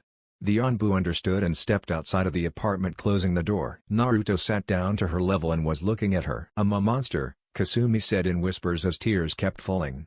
Mizuki was right. Kasumi could not finish as she felt 2 familiar hands on her shoulders once again. She was staring into Naruto's eyes, which seemed hurt, yet it comforted her at the same time. "No, you're not." Naruto spoke as softly as he could. This was thin ice he was treading on. Mizuki was a fool who didn't know any better. "What he tried to do, I would have killed him anyway." Kasumi gasped a little at what her once friend said. He would have killed Mizuki. But at the same time her heart started beating faster. He would have killed Mizuki because of what he tried to do her. Kasumi. Don't tell anyone about the fox you met today. Tell Hokage-sama that Mizuki tried to force himself on you. Then I arrived and fought him. He called you the demon fox and that, I killed him. Don't argue please. Naruto tightened his grip on her shoulders a bit. Let me take the blame. I'm officially a shinobi and they'll let it slide. So please as your friend I ask you this. Kasumi stared wide-eyed again at his last statement. He was her friend? Do you really mean it? Kasumi asked as she looked at him with hope. Are we friends? Naruto smiled. For the first time in years he genuinely smiled. How he felt relieved that Kasumi would still accept him as a friend. Hi, Naruto said as he poked her forehead with his index and middle fingers. He picked this up from Itachi and Shisui who often teased him. You're my first friend, Kasumi then cried a bit more. Knock knock. Are you coming or not? The voice of Kat came from the other side of the door. Yeah just wait, Naruto said. He then helped Kasumi get up taking her hands into his. It felt so soft. They then walked out of the apartment and followed the Anbu, the Hokage's office. Naruto and Kasumi finished explaining the situation to Hiruzen and Sarutobi. Kasumi explained to Sarutobi, and Naruto by extension as to why Mizuki had come there in the first place. Apparently Mizuki had come and told Kasumi that there was a way to pass the exam after you've failed. All she had to do was impress Mizuki. At first she did not understand what Mizuki meant and asked permission to come in so he could explain what she would need to do. Mizuki had come in and was trying to get touchy with Kasumi. She refused and told him to leave her alone as she knows that civilians can't attack a shinobi, not without proper cause and Kasumi was essentially the village pariah. Then Mizuki had slapped Kasumi across her cheek, which explained the red mark. He then dragged her to her room and said something about cleansing the demon. He had torn off the upper portion of her top and placed his hand over her mouth so she could not yell for help. She started crying as she remembered the scene from an hour ago and broke down crying. Naruto placed a shoulder on her hand and she tried to choke back her sobs. This act was not missed in the third Hokage's eyes. He could see a strong bond between these two. He had never seen them together before and assumed that they must have met prior to the academy. Mentally, he was chuckling at the scene before him. Ah young ones. Sarutobi thought to himself. Naruto then explained that was the situation he came onto and Mizuki held Kasumi hostage at kunai point. He then said that Mizuki revealed that the Kyuubi not Kitsune was sealed inside Kasumi. That she was the demon reborn. Kasumi had then broken free from his grip by reverse headbutting him. Naruto then rushed and killed Mizuki with the kunai otherwise Mizuki would have killed both of them. Naruto had also added that he knew the difference between a kunai and the scroll that holds it. He said that Kasumi was important, she jailed the Kyuubi she was not the Kyuubi. She is the reason why Kyuubi did not get to destroy the entire village and was still holding it back, protecting the village. Kasumi once more smiled at her friend. He would always have her back, that was the thought in Kasumi's mind. Sarutobi was impressed at the reasoning of the young Uchiha. He noted the resemblances of ideals that he held and couldn't help but compare it to his parents. He was truly the son of Genjiro and Satsuki Uchiha. When asked about the malicious chakra that the cat mask-wearing Anbu felt, Naruto explained that she just flared her chakra unknowingly due to the dense nature of her chakra system and some of the Kyuubi's influence leaked out. That receded immediately. He also tactically made sure that there was no mention of his Sharingan. Kasumi had also not said anything about it, though Naruto knew that Kasumi would bug him about it later. The Sundaime Hokage was ashamed of the fact that someone like Mizuki was a Konoha shinobi. He then questioned Naruto about how he knew how to release the genjutsu. Naruto explained that Shisui had left many notes of shinobi arts in the house and Naruto had read that one a few days ago. He added that he really did not understand the whole thing, just the basics. Naruto-kun. How did you feel after you had killed Mizuki? Sarutobi asked. This was an important question. It would determine his psychological capacity. Hokage-sama. I felt sick, Naruto said remembering his first kill. The bandits he killed. I felt like vomiting but for some reason I held it back. I keep remembering how I stabbed him with his kunai. How? I saw his eyes slowly losing their color. Naruto looked down. Kasumi however had felt those same exact emotions, beside the obvious berserker rage. This raised another question in her mind. She was slow, but she was not an idiot as people believed. Did Naruto kill someone before? I see. Sarutobi then looked at Kasumi. I am sorry you had to go through that Kasumi-chan. Even the exam you gave was tampered with. I could arrange for you to take the exam in another 2 weeks if you want. You can do that right? Hi Gigi. Kasumi slightly felt relieved that the pressure of the situation was lightening. Naruto was right. She was going to go scot-free. Hokage-sama, Naruto spoke, if I may interject. Can I be Kasumi's helper until she takes the exam? Hiruzen Sarutobi raised an eyebrow. He knew better. He could obviously see some sort of connection between the two. However, those two themselves did not see it. I have no problem with that, Naruto-kun. You can visit the Konoha hospital if you want, Naruto-kun. Most people feel strange after their first kill. Hi Hokage-sama. Naruto got up and Kasumi turned to Sarutobi. Arigato Gigi. For letting me take the exams again. She said it in a low voice. Not like her usual loud-mouthed voice. Sarutobi felt sad hearing her tone. It's alright, Kasumi-chan. Make sure you pass the exams this time. Gigi? Kasumi asked. Can I stay somewhere else today? The apartment is still. She did not finish. They both understood the situation. Hokage-sama. I have 3 spare rooms. Since I'll be training her, she can stay at my place. Naruto then realized about the implied inappropriateness of what he said and covered his mouth over his stupid blabber. Kasumi tilted her head in confusion, which was cute in Naruto's eyes. He mentally cursed again. Damn it. Curse you, Miko Oba-chan. Sarutobi had a perverted giggle on her face. For some reason he was remembering Icha Volume 4. Young Love. Kasumi realized what Naruto's words had mistakenly implied and saw Sarutobi giggling. Out of nowhere she threw a ramen cup at his face and it left a red mark. The onbu guarding the room did not interfere. The old man had it coming. Jigomen. I didn't mean to say it like that. Naruto sputtered out. It's okay. I can stay in the extra room, Kasumi said. Then her hair started flowing again. But don't try anything funny. Naruto shivered. The onbu sweat dropped at her behavior. After a few more words were exchanged, the Uchiha and the Uzumaki left and Sarutobi sat alone. An Uchiha and an Uzumaki. Never thought I'd see this day coming. Sarutobi then noticed a stack of papers magically appearing on his desk and growled in frustration. One day paperwork, Sarutobi said with a dark tone.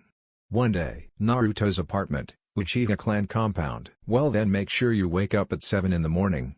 Good night, Naruto said and was going to leave, but suddenly Kasumi ran and hugged him. Naruto's brain stopped working. Kasumi's head was buried into his chest and his arms wrapped themselves around Kasumi on his own. She was crying again. She had not said a single word when they walked back to her house to get some of her clothes and then made it all the way back to the Uchiha compound. They also had a silent dinner, which unsurprisingly was ramen. Hey! She needed it. Now the emotional dam was broken. Naruto's shirt was getting soaked from Kasumi's tears. Arigato. Kasumi's voice made at Naruto's ear. It's alright, Kasumi. Naruto rubbed her back as gently as he could while the other was on the back of her head. Rest up. We'll meet tomorrow. I promise. Okay. Kasumi then looked at him. She had a blush on her face as she looked away. Why did she hug him again? Okay then, good night, Naruto said and he smiled at her. Kasumi with a blush smiled back. She seemed so beautiful when she smiled and Naruto himself had a light blush on his face. You know. You should always smile more. It suits you. He didn't have the guts to look at her and say it. Unknown to him, Kasumi's face got even redder and looked like a tomato. Damn it. My face feels hot. Thanks. You should smile more too. Kasumi then grinned as she felt like one-upping him. Otherwise you look like Sasuke. Naruto blinked at Kasumi 3 times more and started laughing along with Kasumi. The pun on Sasuke's name was worth it. He. Naruto stopped his laughing. That was a good one.